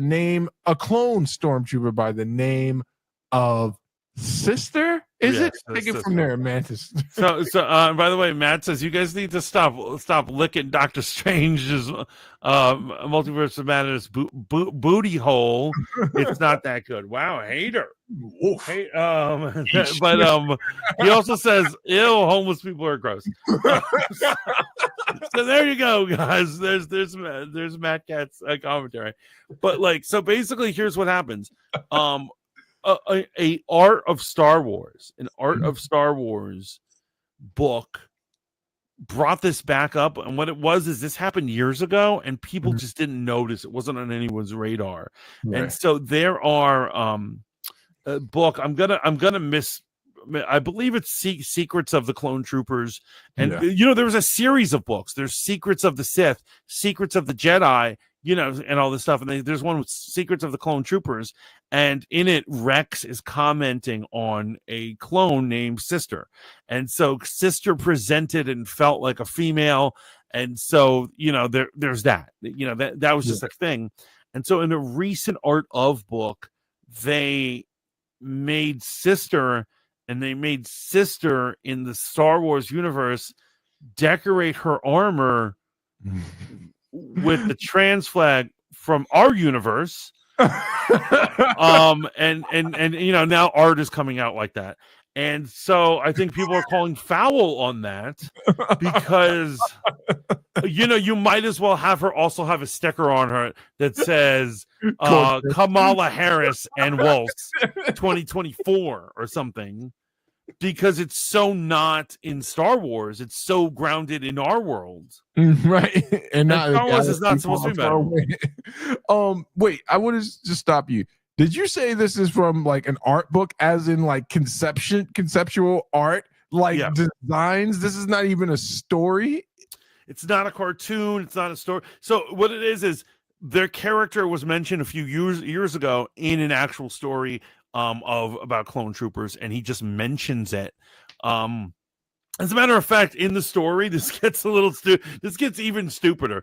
In the story, it's Anakin Skywalker mentions that Sister is so brave for showing their gender identity. So that's the cringe part. That's the most cringe part. The thing is that was a 2021 story. No one flinched. No one ever mentioned it. It was just a thing. And so now there's an art book just showing different artist conceptions, and this is where the trans flag is painted onto their armor or whatever. So I thought this was something that I'd seen before, but not in regard to it being a trans woman. I thought it was because there was a clone trooper that was actually, let me choose my words carefully, was a biological cisgendered ninja turtle woman. Did I say it correct? Ninja Turtle woman. Yo, that's your politically correct way of saying that. Damn, man. No, I thought there was a story arc where one of the clones or something, was a cis. You know what I'm trying to say here, man? So it was had ovaries, a person with ovaries. So no, nothing like that. And so obviously, I don't obviously, whatchamacallit deals with that, but in a more mainstream way. But that show, what's the show about the clone troopers? RM just came in. Fun fact: if you didn't watch Bad Batch, there are two biologically female clones. Omega wasn't the only one. Okay. Yeah, so Omega is a little girl who is the feminized clone of them. I didn't realize there was another one. There probably is. So that's not even Sister that they're talking about. Welcome in, RM. That's not Sister. Sister is born biologically male, identifies as a female, and is voting for Kamala Harris in 2024. So I sent you a video. I'll link it so we can get the. I hate making you search for this shit. No, but I want to see. This is the one you sent me earlier, right? Yeah, I want to see what America's favorite Star Wars commentator has to say about it. Right. Which is right. Oh no, I'm sorry. It's your favorite commentator. Yes, it's my favorite commentator. Yeah. The man No, you know what it is? I think it's both. I think it's My favorite commentator commenting on America's favorite commentator. So, it's breaking the fourth wall, man. I love how meta this gets. That we're two dudes watching him watch another dude. Right. No Mo. No Mo. No Mo, man. All these. What is happening, man? Besides, so a few of you actually sent this to me the other day, and from what I was able to gather, this is something that was done a couple of years ago, which absolutely makes sense for Disney. It's just so funny. It's so funny. You have to admit, it's are on record of trying to take the woke out. I'm not trying to hate on anyone's identity. That was done a couple of years ago, and that is just gaining traction now, as far as people finding out. So I was just like, okay, whatever. But Matt, don't put Matt's comment up. The greatest Star Wars fan of all time thinks would be very interesting. So, hey, can I get my? There we go. All right. Oh well, he's got the Klingon emblem on his shirt.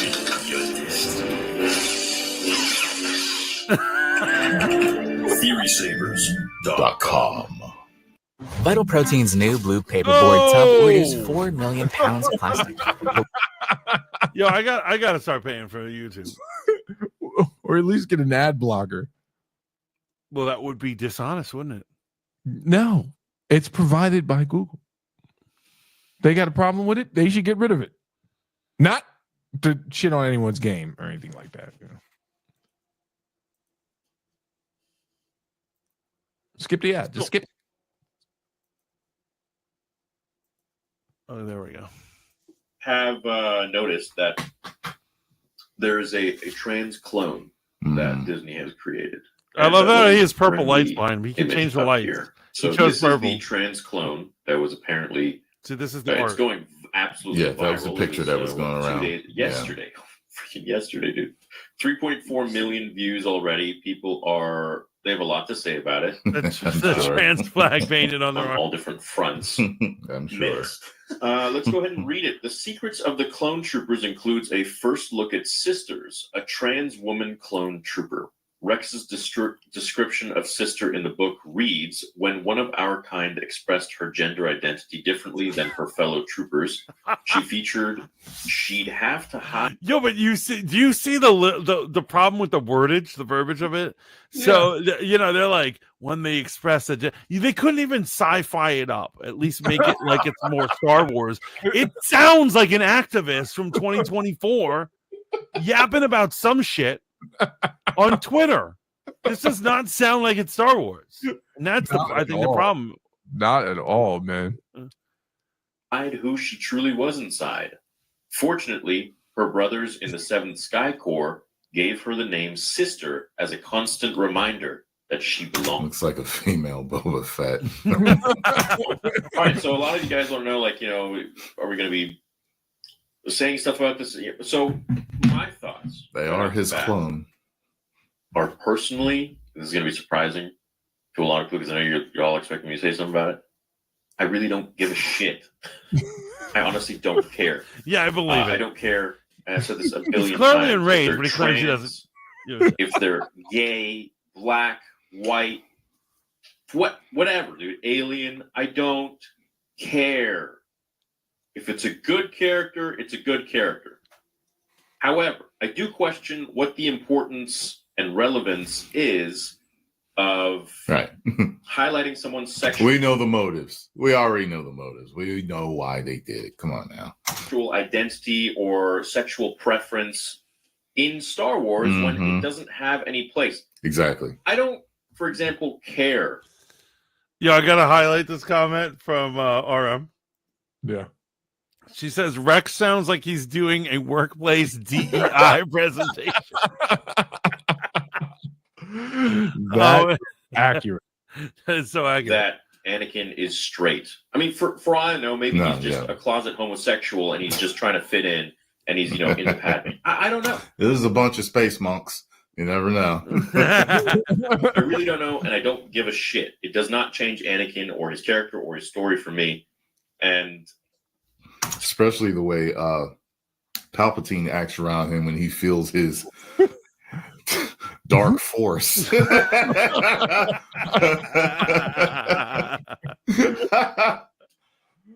knew you would. Gives you focus. Makes you strong. Wow, this is taking a crazy That's turn. all I have to say about it. So I don't care what they That's are. funny. Back then we were like, maybe Sidious is gay. But we didn't care. The way he gets off with feeling Anakin's dark force power. It's like, okay, all right, well, there it is. Or what their preference or sexual, whatever, what it is not my business. That being said, I question why It's it's the being relevance. interjected into Star Wars. Relevancy, I don't know yeah. what the purpose is. Right. I don't see it. I don't understand it. Right. I think all those things are in our world, and Star Wars should just focus on the characters and their story, and less so Right. about their sexual identity or their preference. So if it's true that this was put in a couple of years ago, we ought to know that ESG and DEI was full speed ahead then. Yeah. So it makes sense why they did it. We know why they did it. They didn't just do it to do it. They did it to check boxes. They did it for DEI and ESG cookies. It's really no one's business, nor does it help a character's character development or the story or anything like that. I mean, Darth Vader could take it up the butt by freaking robot. I don't. He's still the coolest character of all time. I don't give a shit. So that's my word on it. Bendis, what's your The thought? world has finally gone mad. This is just madness. I'm kind of with you. I don't see any problem, having alien characters, trans characters, gay characters. There's nothing wrong with that. What we want is good quality characters. But what I am going to say is I feel like this comes off really inauthentic on behalf of Lucasfilm. If I'm being completely honest, it feels like, of course. Like I said, and you can find it. There are plenty of LGBTQ plus AI that are totally against all this tokenization of them. Just like black people are tired of the tokenization of them. Right. Just like women. God asked me to quit my six-figure career to follow his call, to partner with him. Ethnicities are tired of being tokenized and all these things just over money, just over checking DEI and ESG boxes. Because as soon as they start to lose money, they change up. That's how you know it's about the money. That's how you know. It's not about, we're such great people. Look what we did. Right. Yeah. For starters, guys, God can see through a virtue signal. Oh, yeah. He can see it better than your neighbors or your friends or your family or whatever. So if you're not honest in what you're doing, it's not pure. The motives are to be narcissistic towards yourself and make it look like you're awesome. You are on the wrong path right there. Yeah. Right. Yeah. And so corporations not being individuals. Some people are like, corporations an individual. They are not. But they're not. Corporations' goal is never to be altruistic. It's never to be charitable. It's all about profit at the end of the day, and that's why they support these causes. Absolutely. And so they only create things like this because they think it's going to bring in money. They're basically hoping that there's a generation of trans kids who look at this and are like, "Oh, I should start buying Star Wars products now," because they've got one art book with a trans person in it. You know, it's crazy, man. I feel as if though, and again, it's not a hill I want to die on, but I think it's funny. I think Disney is stuck with some bad stock, and just like the bodega store that has to sell you the bad milk that they bought too much of, at this point, they're like, we got to get this shit out, and we just gotta, ride. Yes, yeah, absolutely. And like I said, where did the bad stock came from? What it is that the problem with the business world is that business people are constantly trying to predict the future, and they always count on young executives who just got out of business school to be like, they're young and hip. They know the future. What's the future? And there's a whole generation of them who said DEI is the future. Right. This is what the kids want. This is what they want. We need to triple down on it. We need to invest. Right. And they're just losing all this money. Right. Because at the end of the day, here's what I'm saying. It's great that they have representation. That's wonderful. But are the people you're trying to represent, are they showing up? Like, did females show up for the Marvels? No, they fucking didn't. Are trans kids going to show up to the next clone thing because of this? Look at that one glossy page out of an art book. It's unlikely. Yeah. And so why are you trying to turn people who aren't normally fans of this stuff? Because trust me, here's what I'm saying. If a trans kid was meant to be a Star Wars fan, they would already be a Star Wars fan. Yeah, 100%. They wouldn't need propaganda to... They're leaning too heavily on another metric that we talked about. And I'm going to choose my words carefully because I want you to be offended for the correct reason. Not because what you think I'm going to say. The family aspect can't be quantified in regards to business and certain other margins or groups, right? You can't pull a family in. It's not going to be the same when you pull a family in to go see Star Wars on a Sunday, right? Where maybe the dad's not a Star Wars fan, maybe the mom's not. But it's like, hey, it's out. It looks wildly popular because families are going to show up. They're going, there's a better chance of them showing up than the one person you're trying to sell this to, right? Yes, absolutely. That you're trying to gear this towards. This isn't. I don't want to say it's not a nothing burger, but the fact that even Star Wars Theory is not wildly upset just lets you know how much they've damaged their own brand and they forgot the rule of business, right?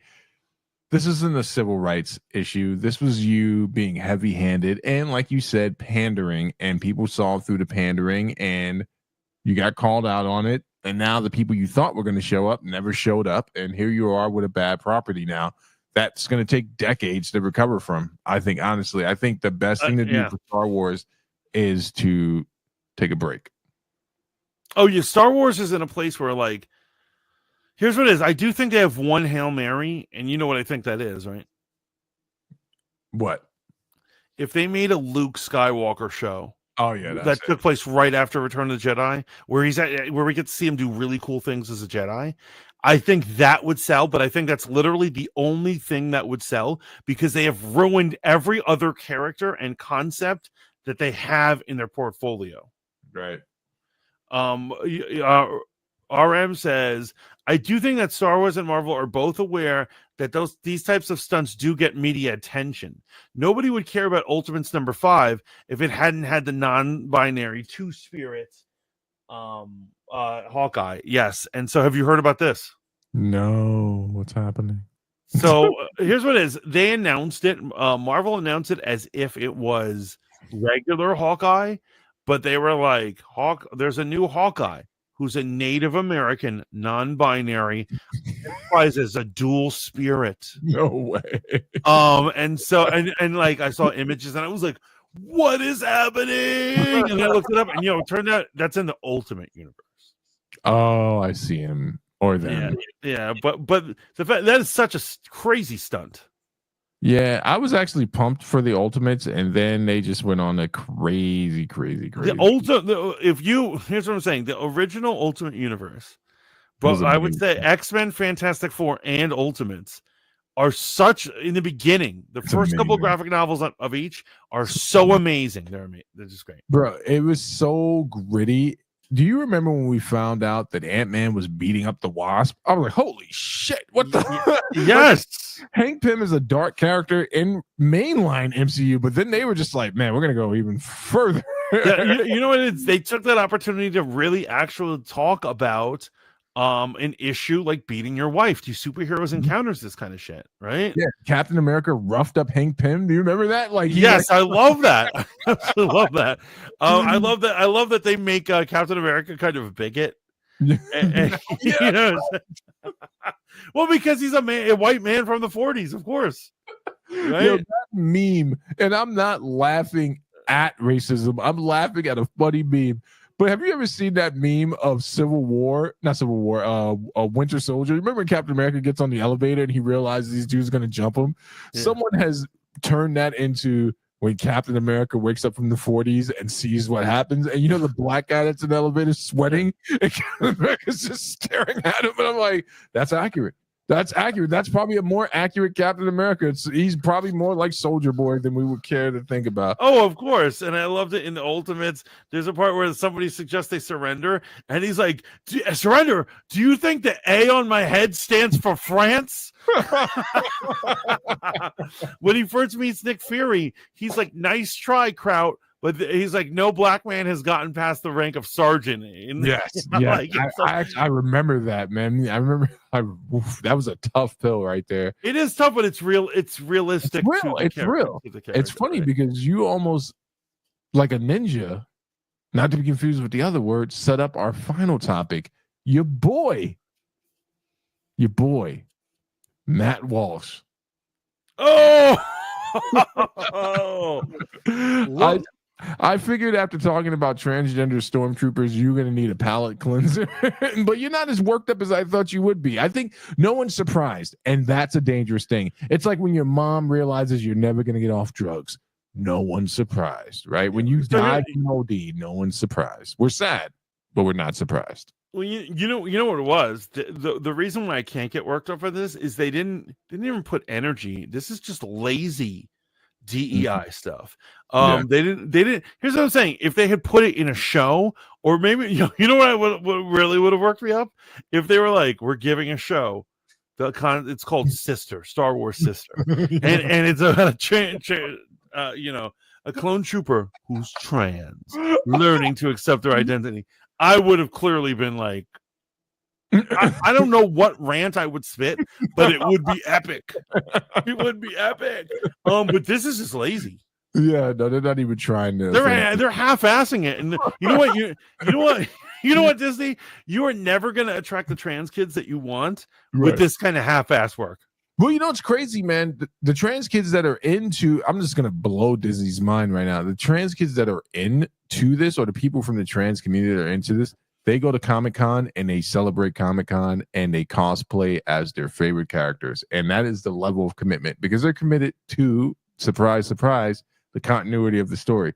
Motherfuckers dress up as Aang, they dress up as whoever the fuck they want to, but they're going there as a nerd, first and foremost. Their chief identity is a nerd, and everything else is second. I agree with you, brother. I absolutely agree with you.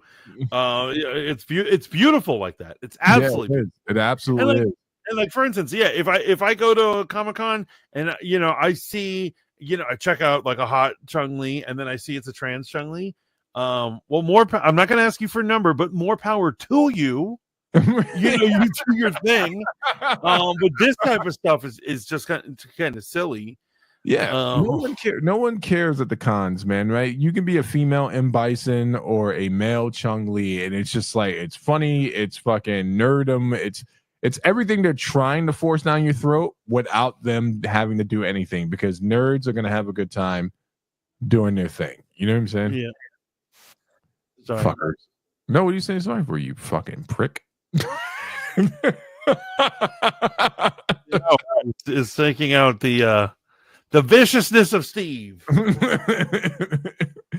Oh man, so we got a Matt Walsh clip, man. I just thought it was the appropriate way to end because why not?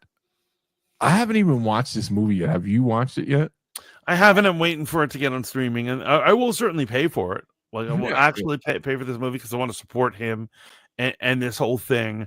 And so it is. You know what it is? It's just like you know what it is. As you get older, it's harder to make it to the movie theater, right? Yeah. Or no, right. You're like motherfucker. I'm in the movie theater every other week. Okay. It must be great. It must be easy for you. It's hard for me to get to a movie theater. I don't have really a good one around me. Yeah. And so I'm trying to catch everything on streaming, basically. I know everyone listening is like, Mantis, you're part of the problem. Matt says, I saw I'm a Racist. Good movie, funny, a lot funnier than I thought it was gonna be. Well, I gotta say, I loved What Is a Woman? That was an interesting one. It was good, man. It was good. It definitely brought something like a conversation to the table, man. And I don't even need to quantify it, man. Just Just watch it. Just watch it.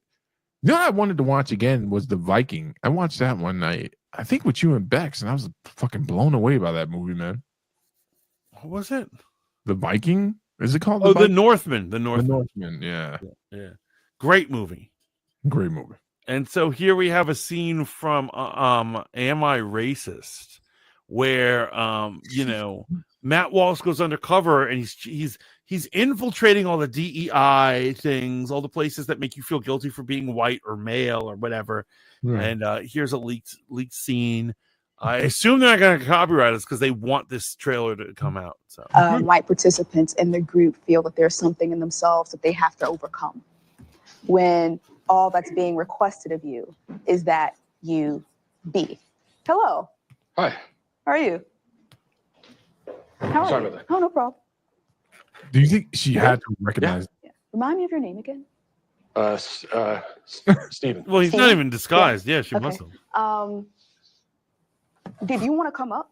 Come up? Yeah. Do you want to come up and share anything? Sure. What do you want me to share? Whatever's on your I mind. just want to know that like my physical safety and yours and everybody else's here is okay. Why would your physical safety not be okay? Did I miss something? When they all realize, it's we gotta have a timeout moment. So clearly, obviously, what it is he goes undercover, but he's been caught in this scene, right? They realize who he is before he even sits down, and but the fact that somebody said this, and this is the gaslight of the liberal, right? That the fact that here's what it is: no one in their right mind.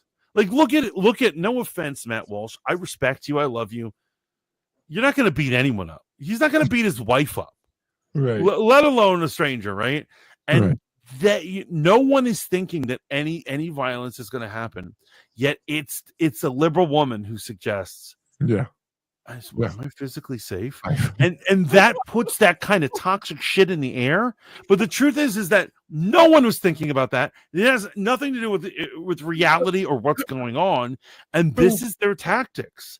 It's similar to Kamala's tactics about talking about Trump, how she's just like, if Trump wins, he's going to use the military to kill his political rivals. When has he ever said that? What the fuck are you people talking about? I do want to throw out there is the wild gambit that, we could both be wildly wrong about that as Trump's having us carted off. He's like, I watched your episode when you guys defended me. Man, you were so wrong. He's already been president for 4 years. He didn't do anything like that. So I don't know where the story that he's going to do that comes from, right? And you know what? That'd be more of a headache for him. But anyway, I don't even need to go into this. But liberal hysteria, usually AKA woman hysteria, is rampant. And the fact, here's what it is, that she weaponized being threatened. She didn't feel threatened. She said, I'm going to say I'm threatened so that the stakes raised for him. But see, Mantis, as a black man, I'm already used to the notion of someone weaponizing the possibility of what if, right? And I'm not saying who. I'm used to what ifs being, weaponized. What if he does this? What if he does that? What if this motherfucker steps on my shoes? I'm used to the what if game. This chick, on the other hand, though, if you can visually see who she's sitting in between, there's a better chance of the dude with the jacket pulling out. That dude looks like an abuser to me. Okay, great play. Please. Matt says The Northman is such a good movie. Can't wait for Nosferatu. Nosferatu is going to be amazing. Yes. Vampire flick coming out, a remake of the original 1931 that was the silent film. Coming out in Christmas. That's going to be freaking amazing. Johnny Depp's daughter stars in it. They're coming after the Deppster again. Wait, what? They're coming after the Deppster. Well, people are trying to say that we let him get away with something, and it's like, what? Did he get away? Once again, feelings and haters are trying to weaponize their feelings. Right. But we all know the reality. He says ideas are greater than identities. Reality is greater than feelings. Yeah. Solutions are greater than grievances. Agency is greater than victimhood. I agree. Those are all amazing statements. Matt should run for president. Yeah. I agree with that. What? Can you guys catch me up to speed on what's going on here? You don't need to be caught up. We're going to Be silent. Oh, not even tell him. Is it because I said I had 17 black friends? It might have been 15. It depends on how you count them. I would really appreciate it if you left so that the people who actually want to be here and deserve to be here can get what they I need. do want to be Can here. you please leave? I would like it if you left. I'm trying to learn. I'm on this journey. Come with me. Well, Thank you. I didn't consent to be touched.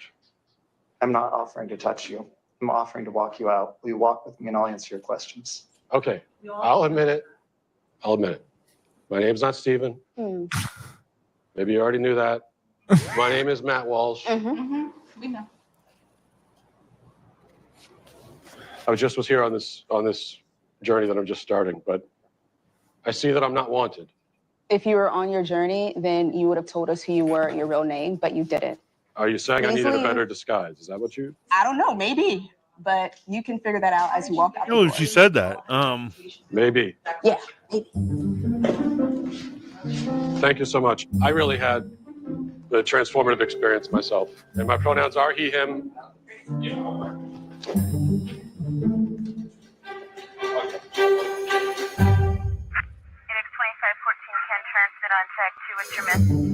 I did everything I could to fit in. Oh, to call the cop. I opened up. I was raw and emotional. I told them about my black friends. There was no use. They rejected me, and they called the police. My mere presence in the room caused them pain. I'll never be accepted if I look like this. If they know that I'm Matt Walsh, I'll always be an outsider. I need to go deeper undercover, a whole new identity. If I want to be an ally, I need to look like one. Like someone who is progressive, tolerant, enlightened. Let me think. Have I ever met anyone like that? Ah, yes. Yes, I have. What is a woman?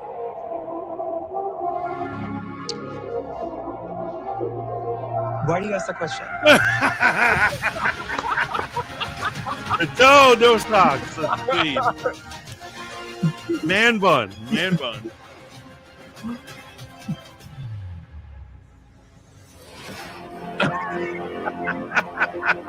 Am I Racist? Rated PG-13. Buy tickets now. It looks good. Bro, it's amazing to me, man, because you and I grew up doing the Michael Moore Fahrenheit 9/11, and what's good for the goose is good for the gander, Borat, the whole shit, man. And everyone was totally okay with that type of in your face judgment, right? Yeah, when the left is doing it, they love it. Yeah, but apparently the right isn't allowed to do this. I thought it was thought-provoking, and even I thought Borat was thought-provoking because let's be real, man. Those old white guys said exactly what they were thinking, and to Borat, they were like, "Well, when slavery was going on, America was in a better fiscally." And I'm just like, "Oh shit!" He said that shit out loud. I would love to see the response to people when someone who doesn't necessarily agree with everything they say. How are you showing your altruistic approach by kicking him out? Why not nut up and have the conversation? But whatever. This, one of my many complaints about the left, that there is no room for letting people talk with different ideas, and so you have to agree entirely with the whole list of ideas. If you disagree on one topic, they kick you out. There's no place to go for you. Right. Good night, Spoon. Oh, good night, Spoon. Did we? It's about to end. Peace. But yeah, I can't wait. We only made it to number 2. Yeah, that was one Spoon. I guess I'm losing it. Bex wants to know what she missed. Bex, you missed the opportunity to see a white man make an entire room of white people and one black person entirely uncomfortable. Matt Cat says, Mantis, my daughter said the same thing. I will announce my candidacy for president of the United States. 2028. Matt Cat for 2028. Absolutely. So what we learned tonight, my brother? What did we learn about our journey through transgender stormtroopers, Denzel Washington being the one token character that everyone accepts? What did we learn? Real quick, RM says, just FYI, when his next movie comes out, Matt Walsh wore a very obvious disguise to the Democratic National Convention, and everyone was talking about seeing him and not being fooled. I hate this new program. It doesn't put the whole thing on the screen. No, that's it. You read the whole thing. Oh, Oh, laugh out loud, laugh out loud. yeah. So, but the point is that when the Democratic National Convention happened, he was not trying to scam people. He was doing a Where's Waldo impersonation to advertise the movie. He already finished the movie, right. and it was about to come out. And so he would just walk around with a red cap, right? And people would see him behind interviews and stuff. Bro, and that was just. Have you seen this weird phenomenon that's I don't know if it's still happening, but it was happening at Trump rallies where guys were making weird faces behind Donald Trump? No. Oh, it's so crazy, man. It's literally like you would see over his shoulder, and it's not someone that was superimposed into it. They would just be staring into the camera. Oh, I've seen those. I assume that those people are just like that. Absolutely amazing, man. I had a good time tonight, man. As per always, usual. good, very good time. Very good time. Tell me, where can the people find you, brother?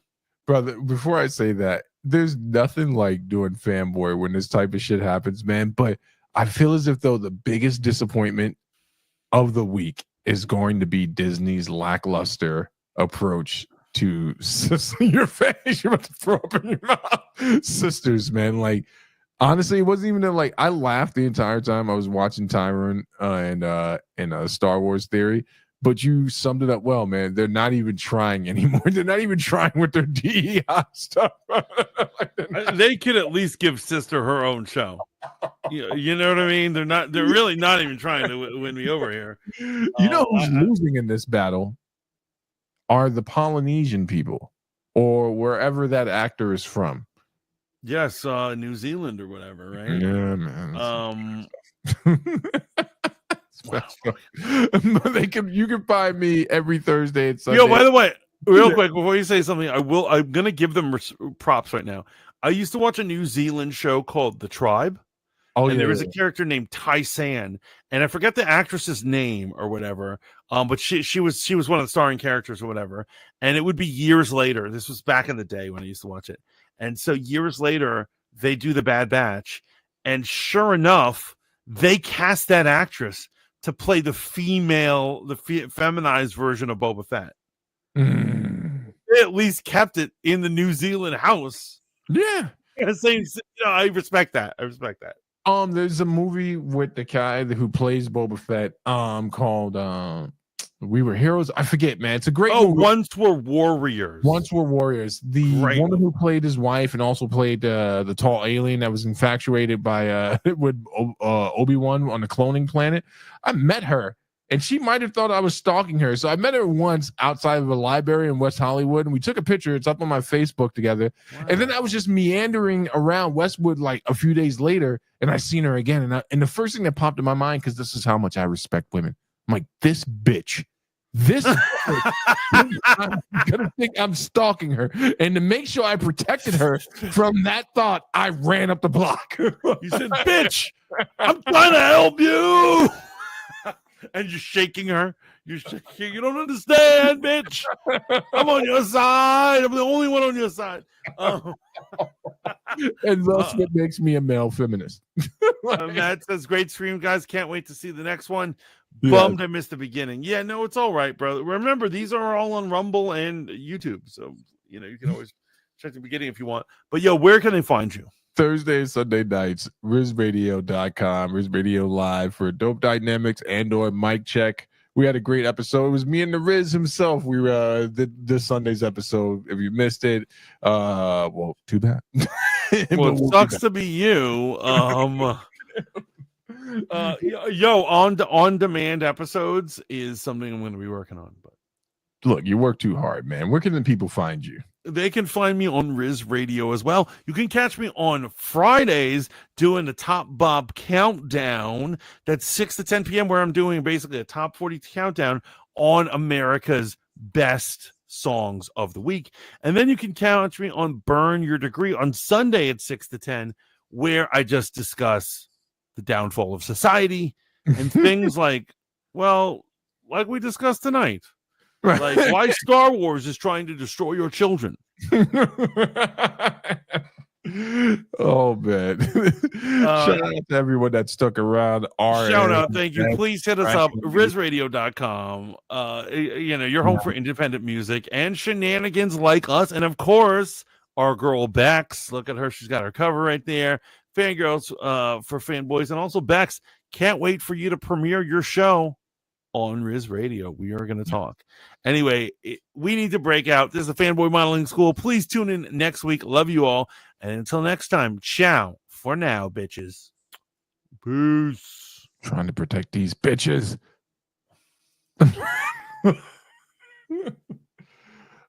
Good episode, man. We're still alive. We're still alive. Good episode.